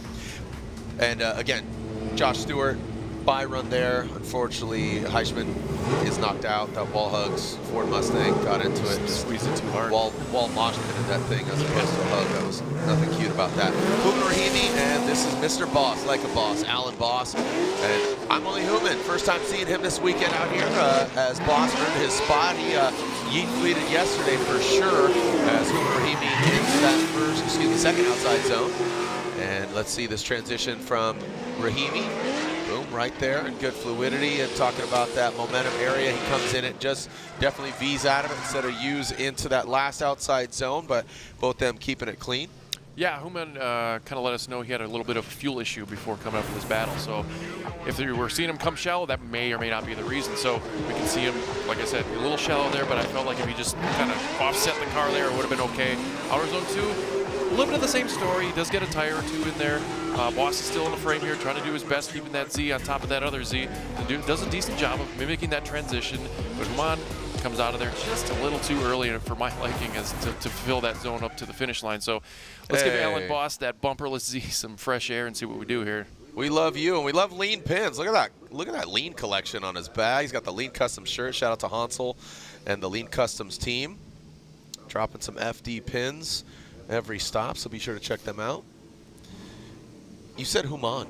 Is that how you pronounce it? Maybe. I've always called it Heishman. You said it very uniquely, and I was like, because I don't say it's Magumi. All right, here we go. Regardless, you know what it is. It's Alan Boss into that second outside zone. Here we go. Rahimi drops into formation, and Boss very consistent. Look at the fluidity from him out front. You can just see, just getting out there, good angle, good momentum, coming out last outside zone. Tell you what, man, Boss catches some air and he catches some good line. So Alan Boss in that lead run. Yeah, he's probably gonna get some good credit with the judges with that good lead run. That was solid. I liked how he filled everything up there. And let's check it out as Heishman just lighting those GT radals, trying to play the game of catch up here as he does overshoot and misses that timing, that transition. And Boss just keeping both tires in outer zone 2 there very beautifully. Heishman a little further back than we want to see. He does kind of play, he's trying to throw that catapult down there and winch back into that Boss's door, but he just could not close it. So it's things to clean up in the chase position, but I really liked Heishman had a solid lead run, but he just didn't quite fill the zones as well. And again, could be that fuel issue, but judging by the smoke that it's producing, it looks like the car has plenty of power, just maybe didn't have enough commitment, momentum to keep up with Alan Boss's. Maybe not as responsive as he'd like, and that's kind of the fluidity in Boss. You can see coming out of the, with the momentum, you just want to keep the momentum going, literally, and maybe Heishman just didn't have the response. So, oh, look at that, we got a 1 vote, split decision. And Alan Boss does get the victory. And Reese, that just making sure that was correct. Everything's correct on that verdict? Okay. All right, so it looks like Alan Boss does get the victory overall, split, but majority rules. So Alan Boss gets the victory. Guess we're... All right. Look at Brian and Reese getting a little arm wrestling competition down here. You were wrong? Okay. Look, wait, hold on. Say it a little louder for the people in the back, Reese. What was that? I'm just going to go on record, and Reese just said, look, hold on, turn on your mic. Go ahead. You're going to get it one time, but yeah, I was wrong on this one. Why were you wrong? I thought I picked the person, and I was like, Brian was like, I'm like, what are you doing? And I'm like, oh, my bad, dude. Like, completely wrong on that one. Okay. Yeah. Well, there you go. So you finally got it out of me. Okay, he said he was wrong. And that it takes a big man to admit he's wrong. It takes a bigger man to admit it. Yeah, I'm only human. I'm only human. And that is why. So metaphorically and literally, all right. All joking aside, Reese said he was wrong, but fortunately for Mr. Boss, he was outnumbered. So majority rules. Brutzky and Ruth. This should be a good one here. Saw some great driving from Ruth yesterday. We were Kelsey Rawlings calls comp timeout. Yes, sir. So all right, we get that. So here we go. We are moving on to Brutzky and Justin Ruth. Ruth was bananas literally yesterday as he's got the slide banana. Brutzky comes that second outside zone. He knows this track really well. He's doing PROSPEC, he's doing pro, he's doing it all. His son is driving the course, but Ruth is right there in the shadow of the BMW in that last outside zone. Here goes Brutzky. Wow. The way he threw it in there, I thought it was going into the wall. I agree. That was so confident and so precision. That was a chainsaw on a wedding cake, man. That was beautiful, man. That was so good. I mean, I'd probably use a different utensil to cut my wedding cake. Yeah, but not Brutzky. No, dude, that's how he parties. The confidence and a little bit of the difference in when he's driving pro, that you can throw your car and trust it to catch itself at angles and speeds like that. So good job with Ruth keeping up here, but he did mistime that transition, and this is where Brutzky really shined in his lead run. He was really quick in the course overall and did a good job in that outer zone 3, you know, making your jaw drop and speaking about it. So that was really good. Let's give Ruth a clean air in that Banana Z and see what happens. That was just really, really impressive. Good job by Brutzky, but Ruth, as you say, has the clean air, so he will be putting it down, and one of the drivers will be going against either Bystrack or Dustin Miles, and both fierce competitors. Looks like they are clear to send. That back left corner being inspected by, is that Max down there? It sure is. And just getting word here, Kelsey Rowling's car currently has no brakes, so that's why they took the competition timeout. So hopefully they get that thing dialed in, get some fluid, bleed them. Save speed kills, brakes give life. Yeah, they also say it's not the falling that hurts, it's the landing. Yeah. Getting poised for Justin Ruth out front. Justin Ruth flicks in that first outside zone. Transition into the second. Very fluid. Justin sees it, but kept it on. Did not. He just flirted with the toenail off the edge of the course. Now coming that last outside zone, and anything you could do, I'll be right there. Yeah, what right. I told you. Again, Justin had such good runs yesterday, and going against Brutzky, you got to think that he has the confidence and knowing that course. So there's a thumbs up from Ruth towards Brutzky's way. Great lead runs here. This is what we want. We want to put him.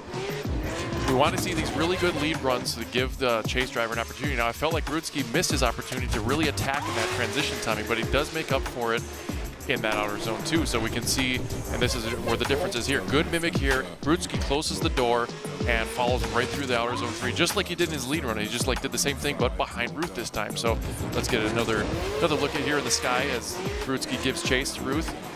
This is where he could have attacked a little better. I feel like Brutzky kind of sacrifices angle. That's going to be a little deficit, but not much. He does close the door back on, sacrificing a little more angle to maintain that proximity as he swings it around into outer zone 3. Did a better job in that transition and keeps up with Ruth all the way through that finish line. So we'll get a side-by-side here quick to further do a deep dive. And this is a tough one to call because they really had some amazing moments in this. So, you know, I really think this is apples versus apples. This isn't a tough one. This is really good driving by both. I mean, both are, you know, Dimitri's son and Ruth's spotter, which again, Dimitri's son and spotter. Take a look at it again. Yeah, there's only a few things that I split hairs here. You know, Ruth's proximity here, his transition here was a little lazier this time, but along with Brutzky's, I think that's both where they kind of had a difference here. Brutzky was also sacrificing angle, not as much proximity there, but he does do a better job getting that transition down for outer 3. So it's kind of it's not apples and oranges, it's not apples and hand grenades, but it's going to be very close. What are we talking about here? Warfare? Warfare or fruit stands? Drift warfare. Drift warfare fruit stands. All right, slide him left to Brutzky or Justin Ruth. Looks like we got one more time. And Brutzky narrows it out. Brutzky gets the win. Great effort by Justin Ruth, but really well done. Brutzky, I agree, just had that little X factor over Ruth, but really well done. Hey, let's throw down Lorette Nickel. Hey, Lorette, Talaska seems to, what changed from last year to this year? He's still having fun, but he seems just more dialed this year. What changed for him? Yeah, absolutely, and we were talking about the win that he took in Atlanta, and so Jared's asking, what changed from last year to this year for you? Last year to this year was a totally refresh of the car. Not parts-wise, not anything like that, just like driver mental refresh, along with handing over setup to my team, Jelani and Darius, and really just throwing a wild setup of the car, thinking about everything more from a pro perspective, about pace of the car, about drivability, because we have a lot of diversity in pace and PROSPEC. So I think we kind of found a really good balance where I can drive the car very well behind the diversity of all the different cars we have in PROSPEC. So that made a huge difference in my confidence going into every lap. Incredible, and he said that there was some pressure on him after that win, but he's putting things in place to take that pressure off, and we'll see what happens against his battle against Amanda Sorenson in the top 16, guys. Appreciate it, Lorette. Thank you for transponding my question to Talaska, a great refresh, and we are going to take a short break here. We are hearing that unfortunately Kelsey Rawlings is out, so Mr. Jerry Johnson will have a bye run when we return. Kelsey called the comp timeout, brake pedal went to the floor, and she is out. So the gauntlet continues when we come back here at E-Town. This is round 2 of the Link Engine Management ProSpec Championship. Don't go anywhere.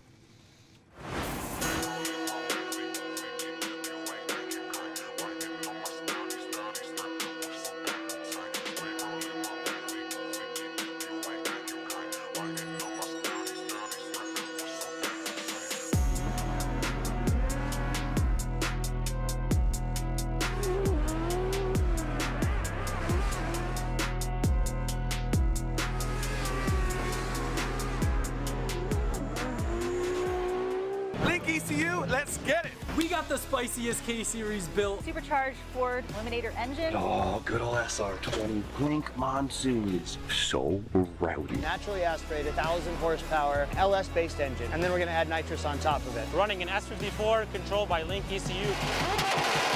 Link direct injection EcoBoost Fox body. I actually put an FA24 in it. B58, E46, Link ECU. No matter what engine you have, it's a stock K24 or it's a 1,000 wheel 2J. Link ECU all day.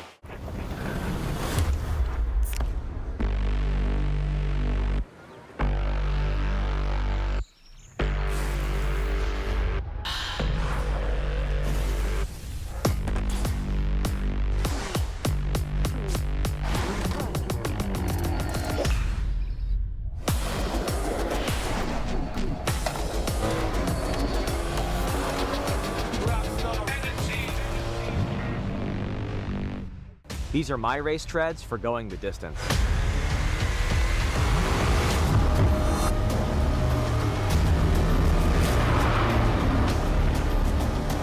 Racetreads.com. Tires for every adventure.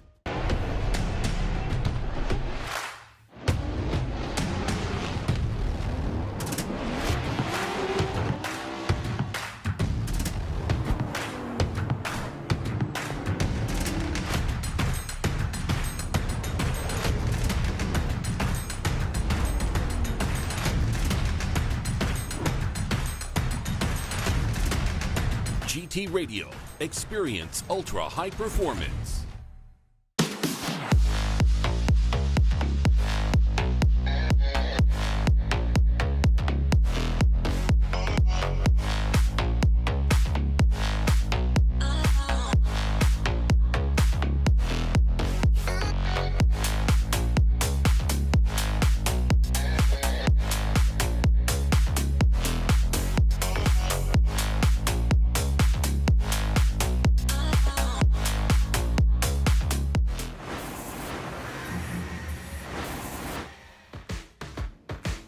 And there we are taking a look at Jerry Johnson. He was our overall victor, and it was so cool. We had Joey Logano in the building yesterday. He was up here in the booth, and Joey was in the box talking about drifting while Jerry is running. Only carbureted vehicle out there, NASCAR motor, cab over tow truck.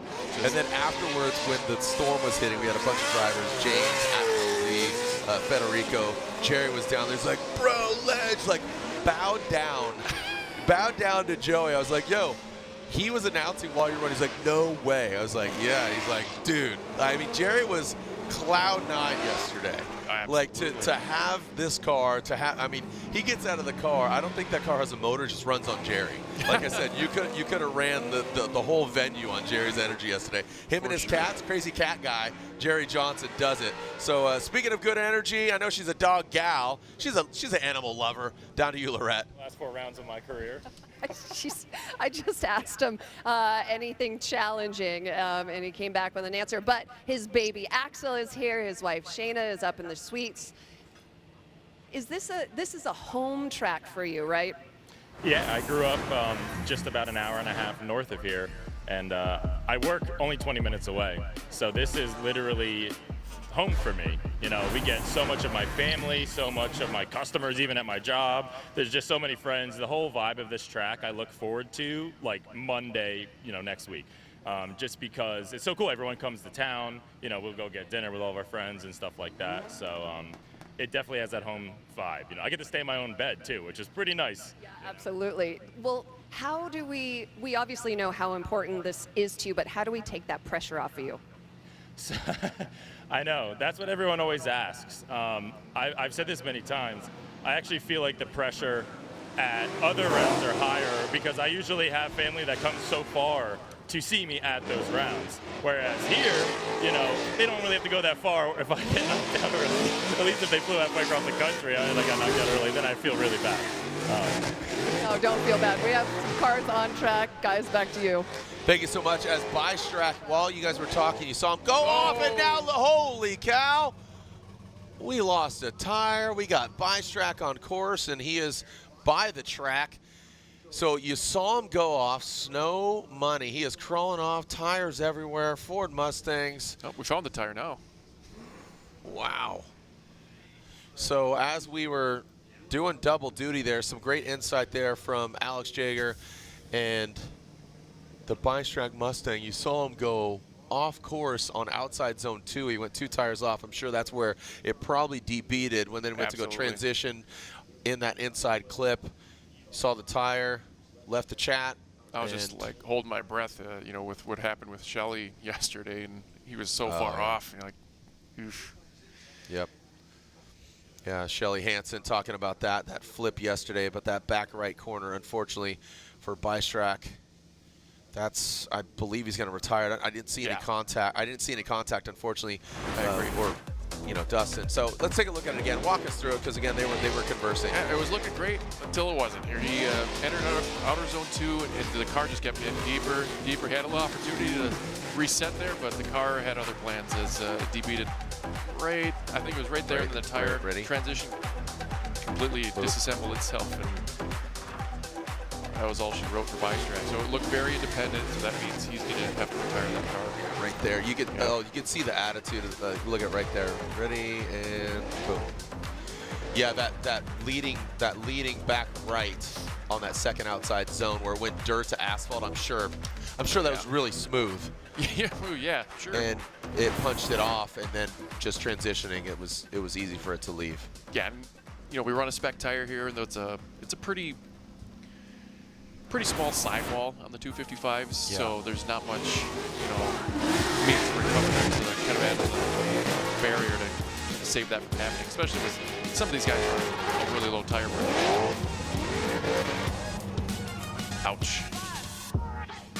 It's a bummer for Bystrack. Yeah, that is absolutely gutting for that gentleman, Ricky Hoffman, in his ear. And looks like that will be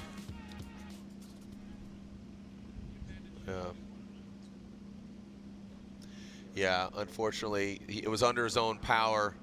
He went off course, no contact, the tire. His own volition, if you will. His own volition. Thank you. So this will be a bye run for Dustin Miles. Miles will move on as he takes a bye run.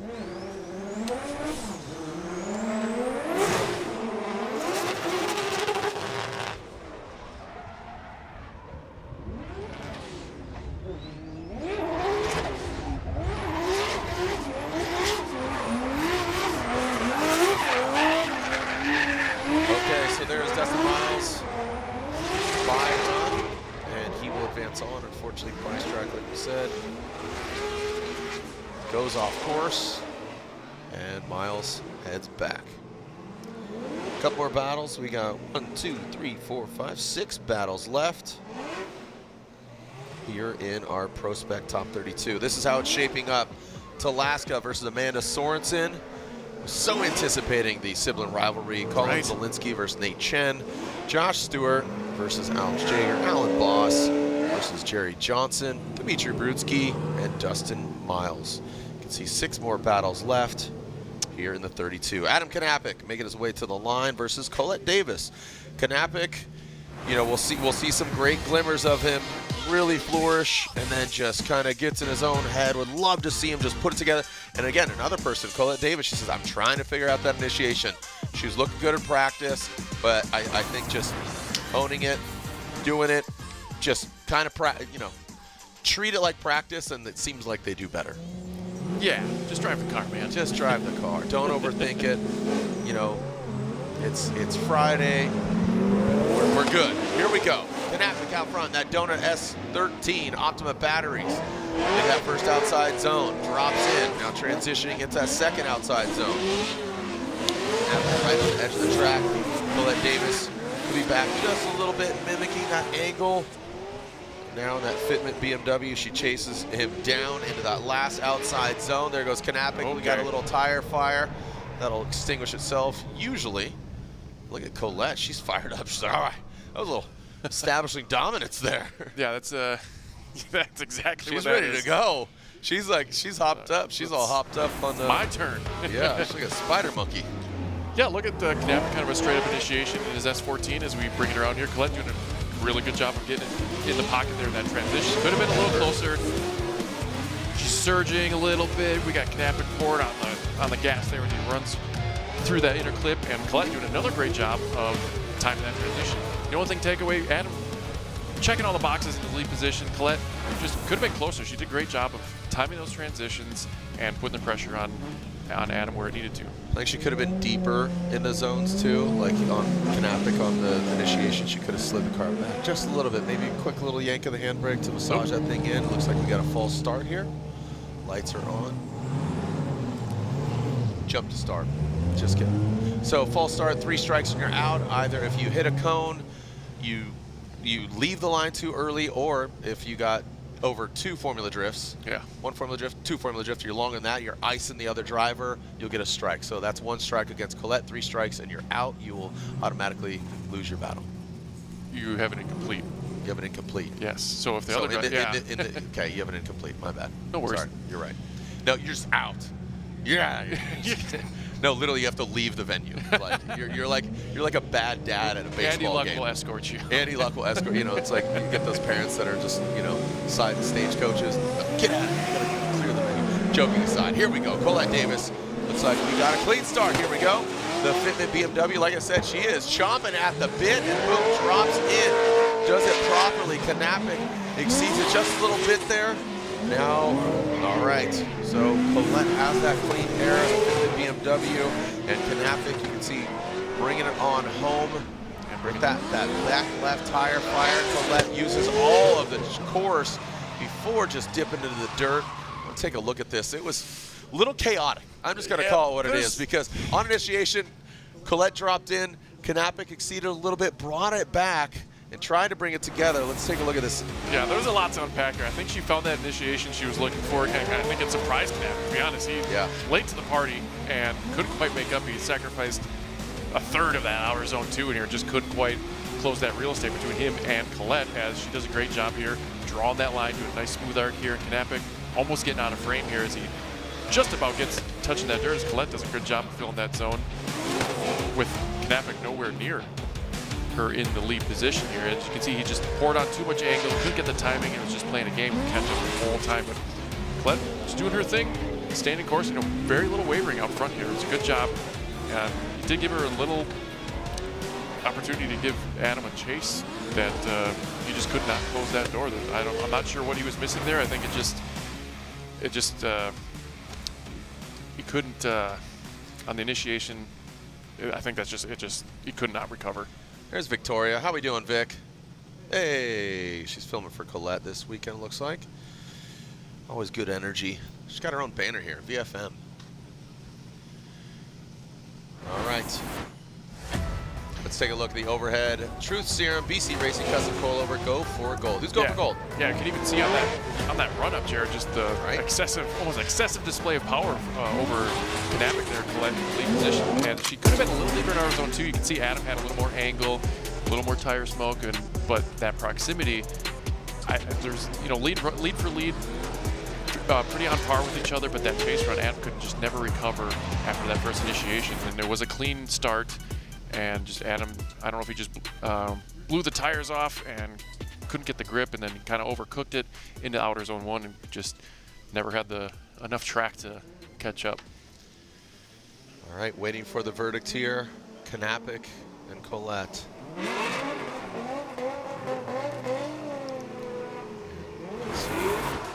Michael Waiting, Kappic, or Colette. Slide them right for Colette Davis. The Fitment Industries BMW moves on. The Donut Media S chassis, a good effort there. In the chase position, I think just too many little mistakes here and there for Kappic.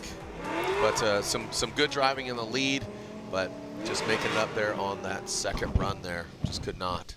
Yeah, I liked Adam's lead. It was very solid, and you know, I think they had equal lead runs if we're being fair. So on to the next battle. We got Nick Jimenez and Jace Havoc. This should be a good one. Nick is really kind of coming into his own in his sophomore year here at ProSpec, and Havoc also his sophomore year. So they're really, you know, they've been here before. They're ready to battle. They're showing what they can do. Let's see what they can do today. Jimenez, him and his family driving over here, and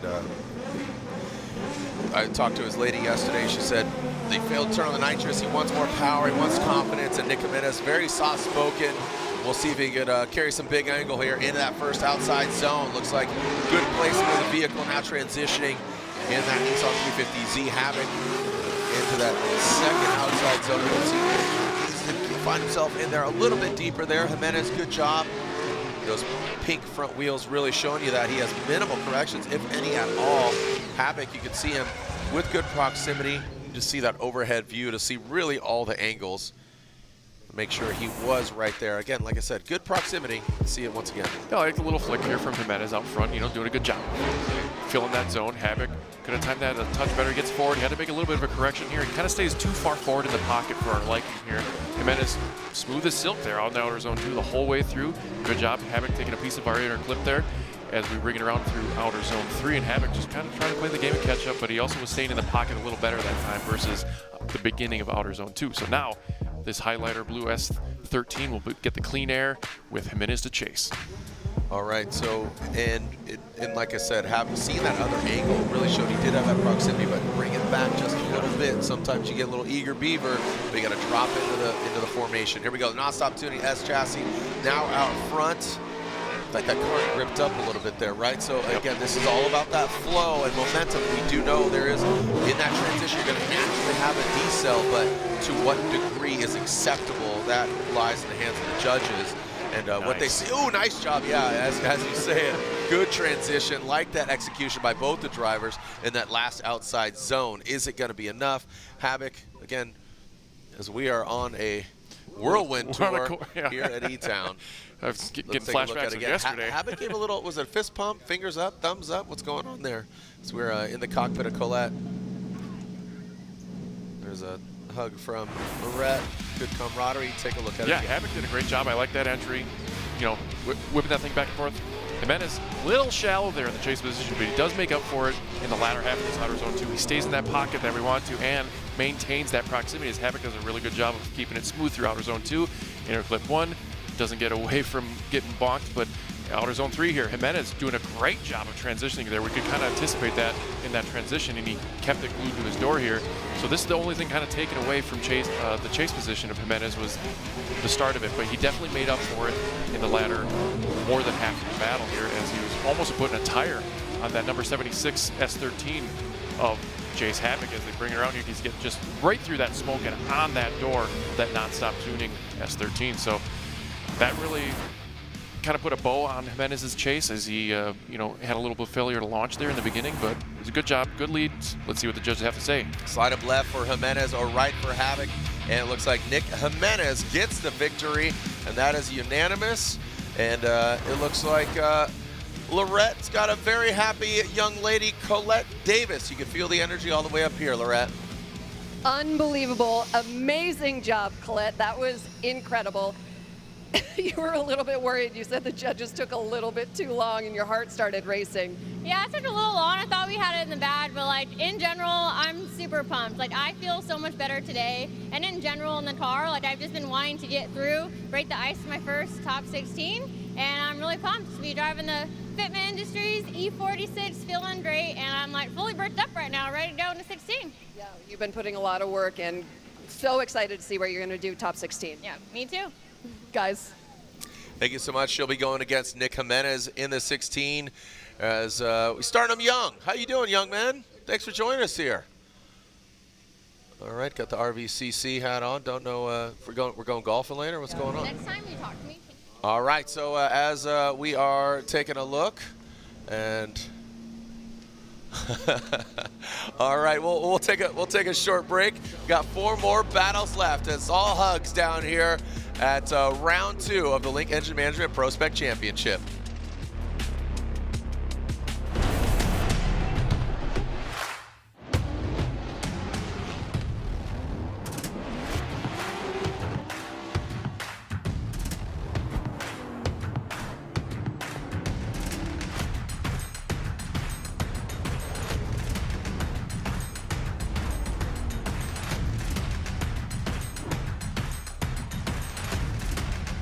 GT Radio. Experience ultra high performance. These are my race treads for when the road ends. These are my race treads for shredding the slopes. These are my race treads for setting the hook.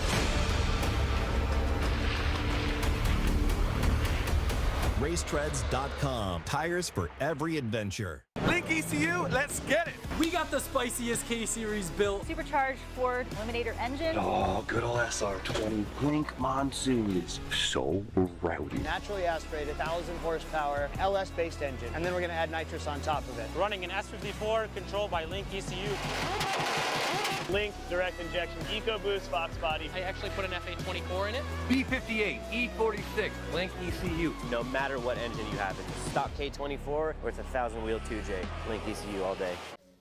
Looking for what comes next? For that moment when everything finally... 1 minute!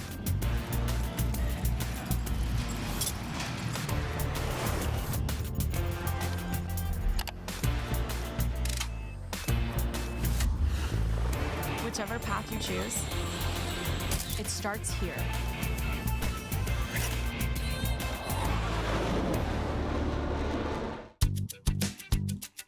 Need a little help? We got help. Need some advice? We got advice. No matter what you need, we have thousands of professional parts people doing their part to make sure you have it. Exceptional customer service. Just one part that makes O'Reilly stand apart. The professional parts people. O'Reilly Auto Parts. BC Forged Wheels, custom built per order, offering extensive design, finish, and machining options. Strength, style, and precision come standard. Track proven, street ready.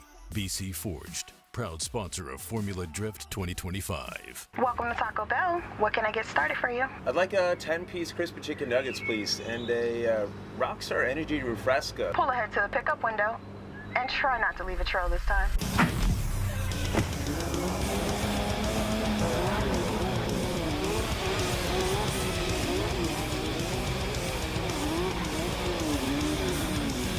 Nice drifting, Freddie. Enjoy your Rockstar Energy Refresca. Thank you.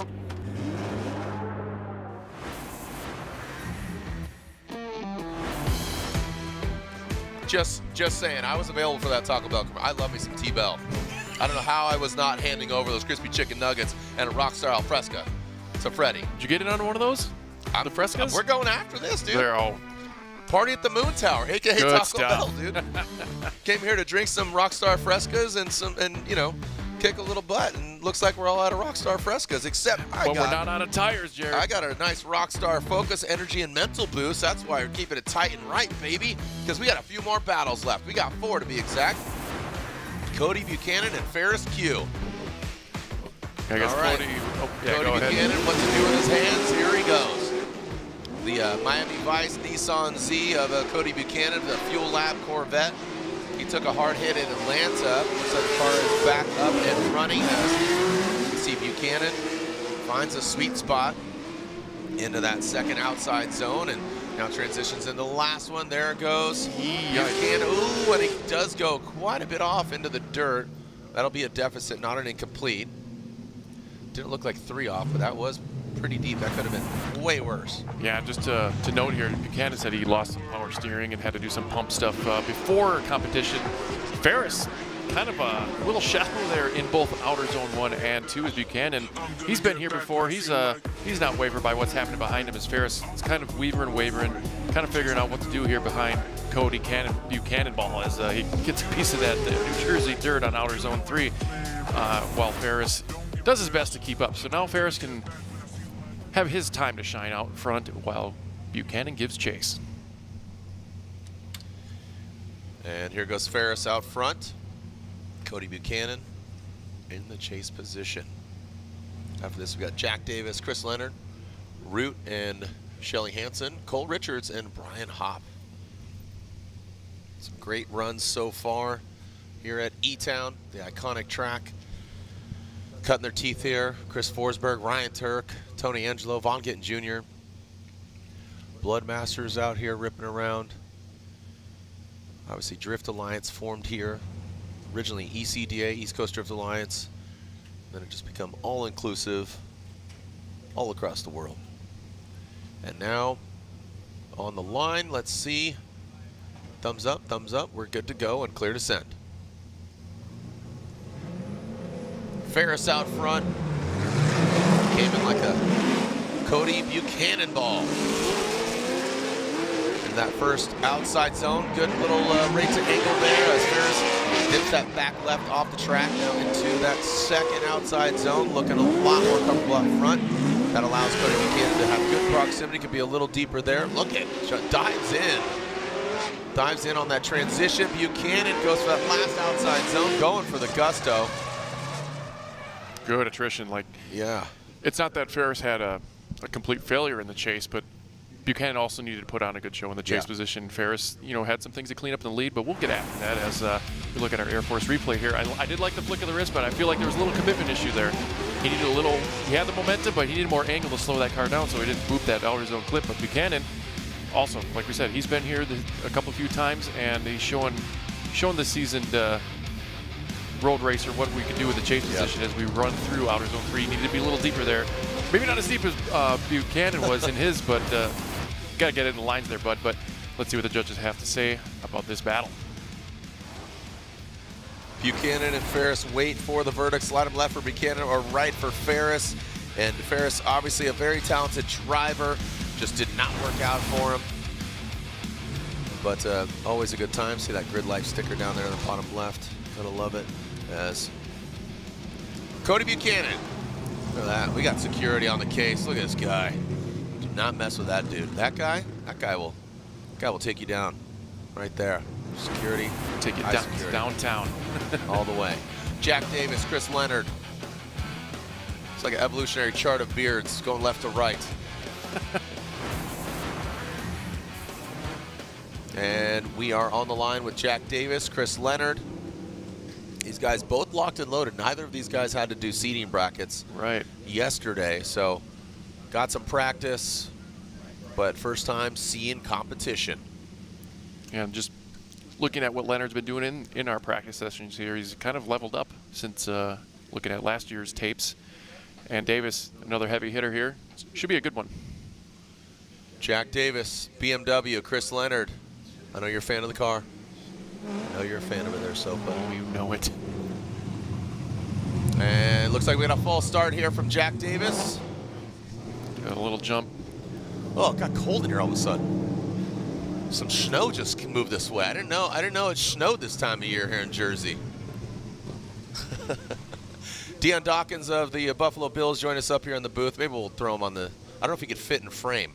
I'm a big dude. Sopa, you're a big dude, but little babyface Dawkins over here. He's got dice in his hair. He's got built for speed. He's got Oakleys on.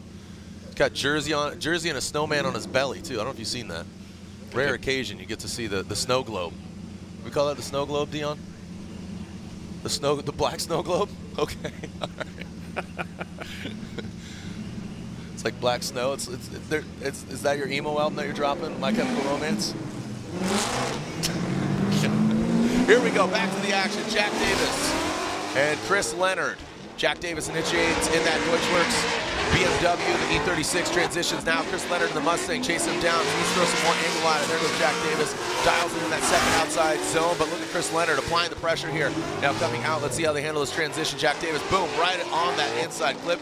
Good job in that last outside zone, bringing on in Jack Davis. Chris Leonard gets a little squirrely Dan there in that chase position, but does cross the finish line. So a good hard-fought battle. Again, given their positions, did not have to do seating brackets, so what's their comfortability level, not have to do battle. I think pretty good. Yeah, I got to hand it to Chris. You know, he did hold up his own against his Davis. Davis is one of those up-and-coming heavy hitters here in ProSpec, and he's given Chris a really good lead run here to give chase. A little wavering in that chase position. Chris is sacrificing a little bit of angle to gain that proximity, but look at Davis here doing a nice smooth transition, and Chris get in front of the pocket, but he does put it back to where we want that, as it's not as smooth as we'd like it to be, but he does have that proximity. So a good show by both drivers here. Let's switch it around, give that pony some clean air, give the Deechworks E36 some we get it, you're a Mustang chase. Guy. Yeah.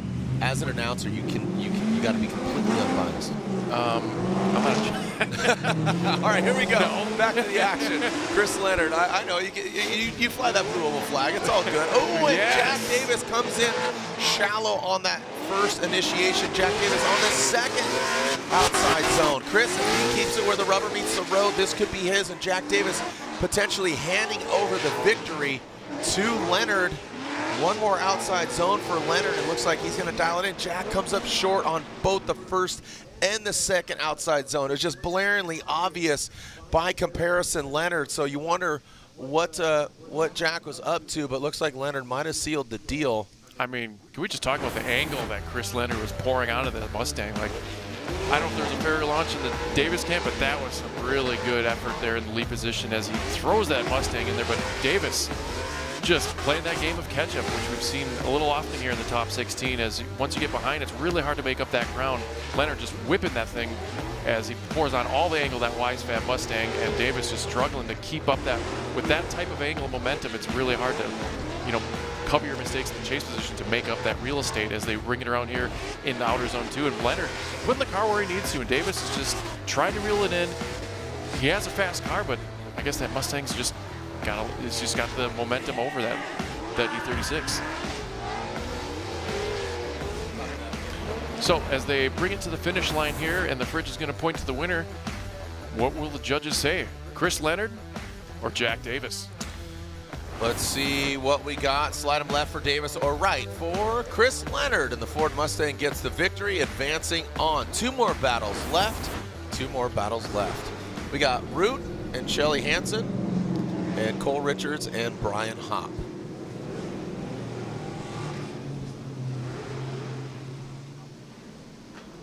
All right.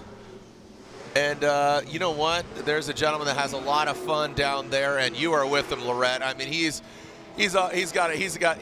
some of the most fun down there. Down to you, Lorette. Oh, he's the best. So much energy, just a great attitude in general. Talk to us about, I heard there was a few small issues that you're dealing with out here. Yeah, so step one, we don't have a cool shirt. So I'm like overheating in the car ever since the morning. Like as soon as I step in the car, I'm overheated. Problem two, our last lap of practice, my power steering left the chat. It just nowhere to be found. So we put a new pump in. That last lap, we were like, let's see if it works, and it did. So hopefully it keeps going. Incredible. Fingers crossed. And to Kathy, your mom out there, we're going to FaceTime you in just a few minutes. Can't wait to meet you and chat with you. Jared, back to you. I love Cody. He's got good energy, man. He's just, I feel like he always needs to have his helmet on. Like he bumped his head, man. He's just a fun-loving dude. I love his energy. It's great. Trevor Root, Shelly Hansen. Again, talking about that hard candy. Shelly Hansen, and Trevor Root is not on fire. We don't need no water. Let it burn, baby. Trevor Root, see him come unwound there. Yes. That got a little sketchy 5,000 here as Shelly Hansen chased her down. She's scared. I don't think scared. Like I said, she's built for this. She's built for more. Now in that last outside zone, here goes Root, and now bringing it across that finish line. And there it is. Taking a look at it again. Yeah, look at this little weird thing happening in the Root camp here as he comes out outer zone one. Hung it out a while. Almost like too shallow to make that transition work to get where he needed to in outer zone 2. But let's talk about Shelly's here, just massaging that car in the chase position to make up that ground after that mistake by Ruth. And Ruth, I don't know if he's gonna as he made up for that mistake. I think he hung it out a little bit. I think he had a mistake. It threw Shelly off. Shelly couldn't really go anywhere. She was like, well, okay, try to salvage something, and I think Ruth did as well. Yeah, he did salvage the run after the fact. He didn't get too shaken up over it, so let's see what Shelly can do up front against Trevor Ruth.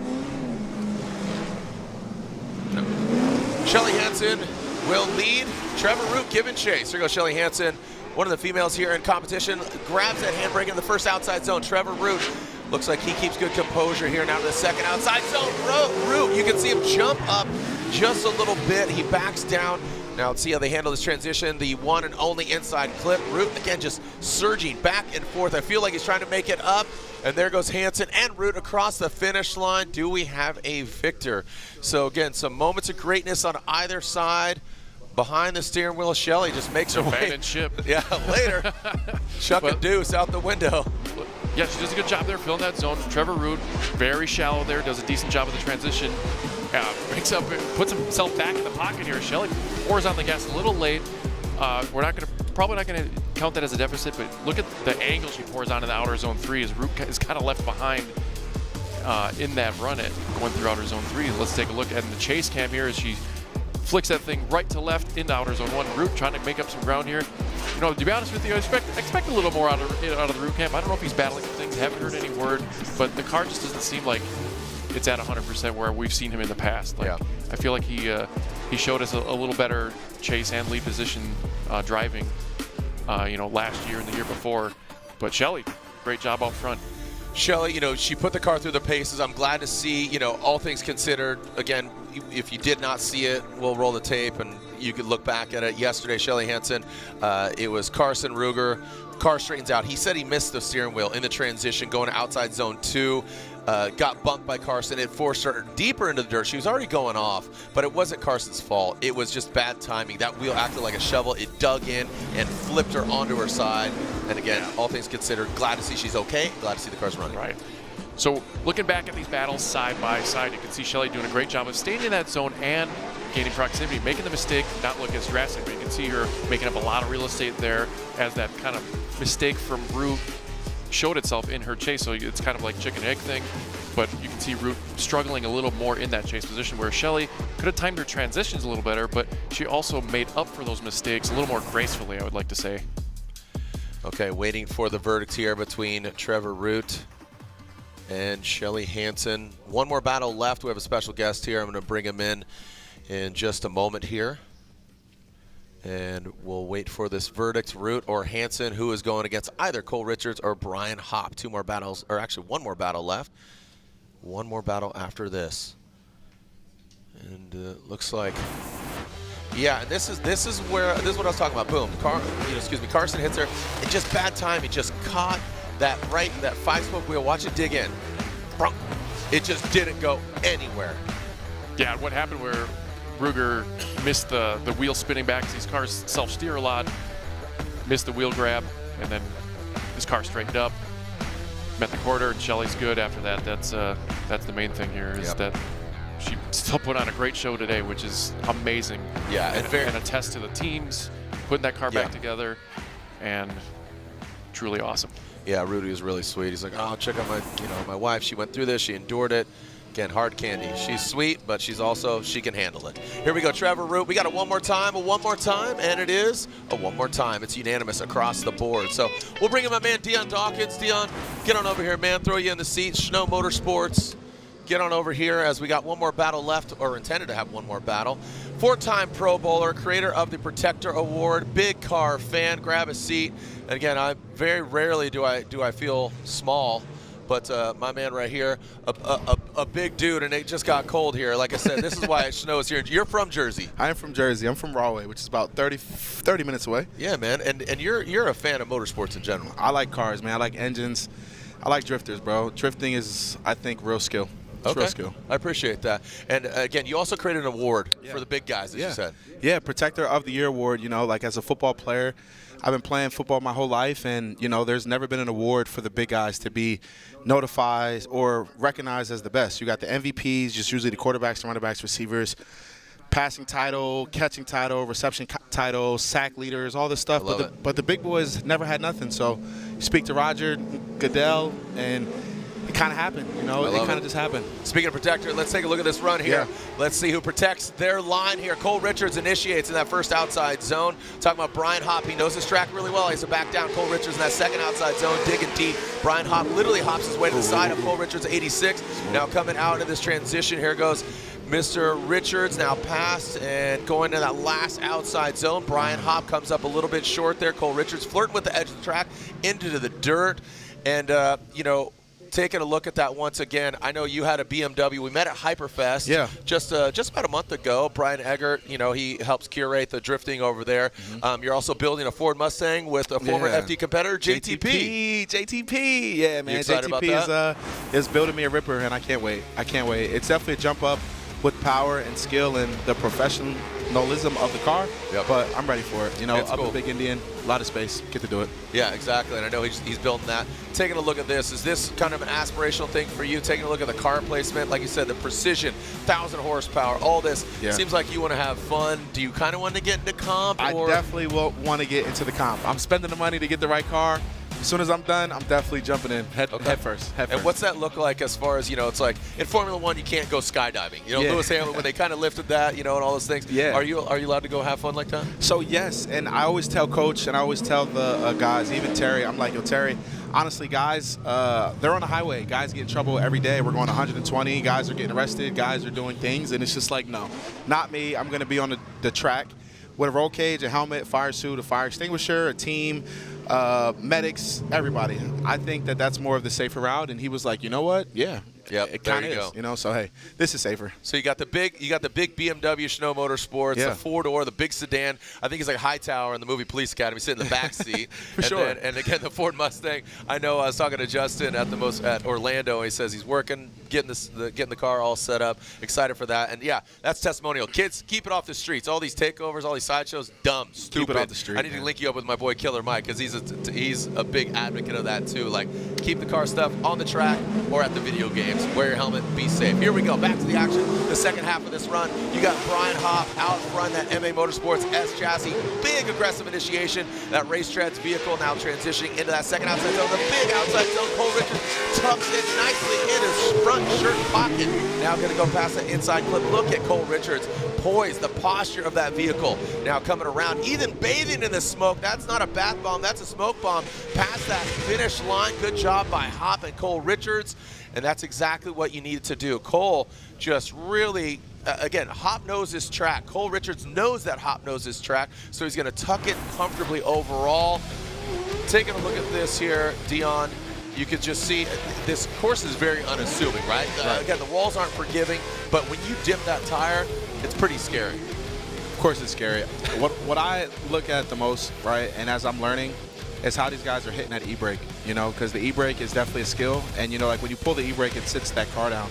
And with these guys, you know, I'm just learning. I'm learning. These guys are skilled. But the front driver here, that was aggressive. I'm enjoying it. He's pressing those lines, and he's definitely going for it.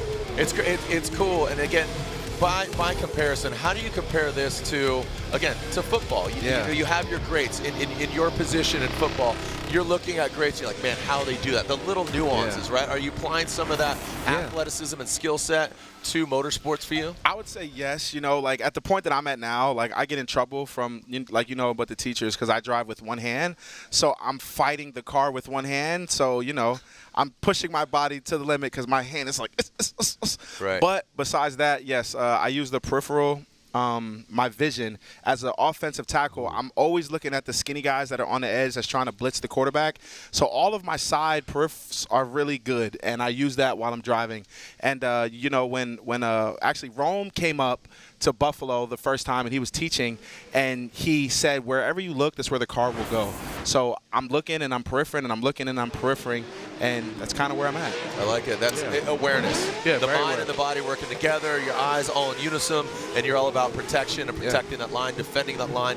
And I think that's where battles are won here in Formula Drift especially. You saw how Cole, as dynamic as Hop's lead run was, his chase run, you know, Cole Richards stepped up and talking about the periph. I'm going to use that one, so I'm going to steal that one from you, okay, Dion? The periph, the peripheral, because that's literally what it is. You're not looking out the windshield. You're looking at the side window, 100%. The other side window. You're transitioning. You're doing that, so you're looking at the periph.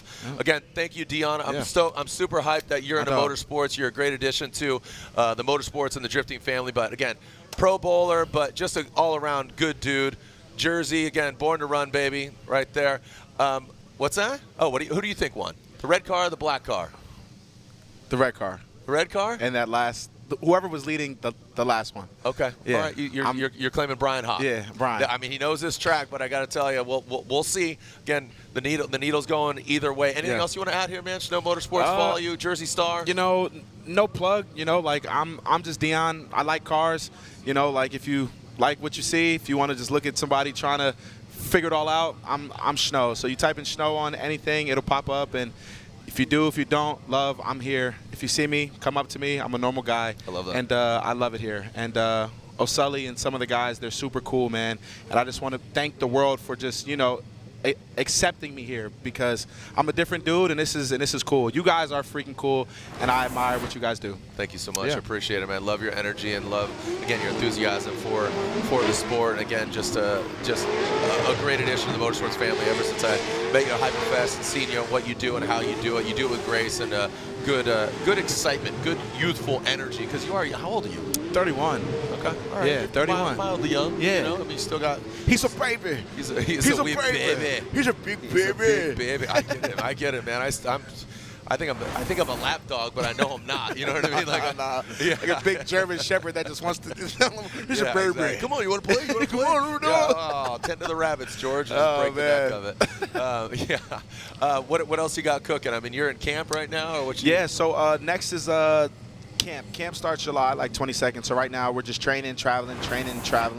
You know, off season goes. I do a lot of walking. I walk like 5 miles a day. And just to keep the conditioning up, and that's pretty much it. Just letting the body rest as much as possible, because once we get started, your body hurts. It never stops hurting, and then you win a Super Bowl, and then you can rest for a month and a half, and then you're right back at it. So, you know, recovery. Well, you got to link me up with Josh Allen, man. I want to go golfing. I just golfed on at the Hamptons on Wednesday, and I can do that. You could drive the cart for sure, and then I'll golf with Josh. That's cool. All right, I'll pass out beers, man. That's what's up. There we go. All right. Well, you chose Brian Hop, and unfortunately, you were wrong, because Cole Richards unanimously gets the win. And I wasn't going to tell you in her face, but I did now, because I knew that was going to be the outcome. Cole Richards a little more dominant. Yeah, you don't have to be a judge; just be a driver and impress the drivers. Talk about it. No, that's why. Look, I stay in my lane. I'm just the announcer. I speak on their behalf. On the drivers. Drivers drive, left tackles protect, and you judge, man. You know, Brian, I love you, kid. It is a thankless job. Dion, thank you so much. Sure. The Snowman is in the building, and again, just be a fan. Have a drink, hang out, and thank you, Dion. Appreciate it. Thanks, brother. And we got one more battle after this, which is intended to be our last battle. But guess what? Not one more time, as we are seeing Trevor Root and Shelly Hansen. So an OMT for these guys. Trevor Root initiates. And this is a big opportunity for Root, because he had some mistakes here and there. Here goes Root into that second outside zone. And look at that. Now he seems to be way more dialed. Whatever he had an issue with, it seems like he got it figured out. But Shelly Hansen, she tucks in that smoke, no problem. Here we got last outside zone, and both of them really, really good precision driving on that the first run of the one more time. Excuse me. But yeah, again, Cole Richards, who is he going against? Yeah, let's check out this run, Jared, from Mr. Root. Probably looks like he kind of stepped up his game from. The first run, Shelly does a good job of keeping the proximity there, matching the angle, doing a good job here of getting through that inner clip. She could have been a little snappier in that transition, but Root doing a great job in that lead position. Fill out over zone 3. Shelly right there with him, putting pressure on. Let's give her the clean air and see what she can do. Great treat to have Dion here. That was a good perspective for him to kind of see. This is like, I'm going with the red car. Nope, you're wrong. and I knew, I was like, it was a good lead run, but Cole just had a way dominant chase run. But, you know, let that line go. You know let what that I'm saying? marinate. Let him cook. Here we go. Shelly Hansen now in front. Trevor Root in the chase position. Trevor Root with a straight line approach. Shelly working all the course, but so she dips that back left tire. Might have thrown Trevor off. It wasn't too big, though. So, again, Trevor did do a good job adapting to it. Shelly, good angle on that second outside zone. You can see just nudging that bumper. You saw it deflect real quick. Not as violent as, again, going on the door yesterday. And they wrap it up and put a bow on it. Our final battle of our 32. Yeah, I felt like Shelly got her confidence back. You know, got a couple runs, got the one more time, so now we got a little mulligan going so they can kind of show up.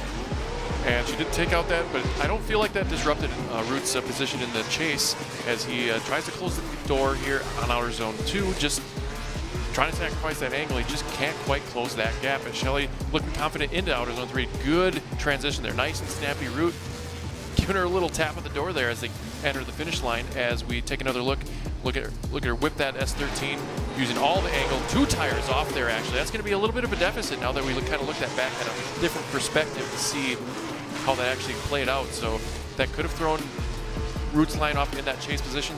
Another thing for the judges to consider here as we finish out that course. A little left foot braking there from Shelly in that outer zone 3, keeping the car in place as we wait for the fridge to tell these drivers who's going to move on to the top 16 in our PROSPEC.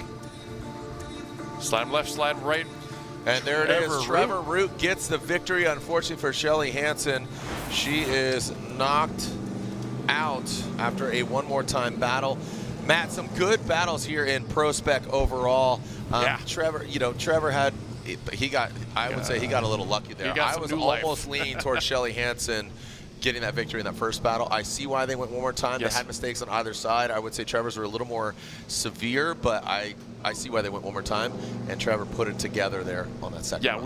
we saw the Trevor Root that we know. Yes. He brought it back. He got what he's capable of. He got some new life, and we're going to see him in the top 16. So looking at the left side of the board, we got Corey Talaska going against Amanda Sorenson, Colin Zielinski, Nate Chen, Josh Stewart, Alex Jagger, Alan Boss, Jerry Johnson. On the other side, Dimitri Brutzky, Dustin Miles, Colette Davis, and Nick Jimenez.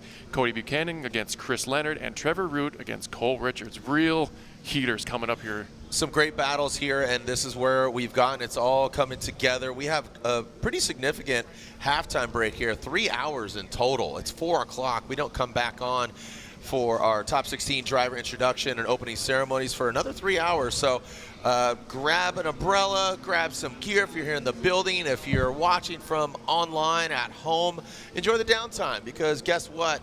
All killer, no filler. When we come back, this is E-Town. They have their own event, the E-Town Gambler, Mike Knapp event, his son, Chris Knapp.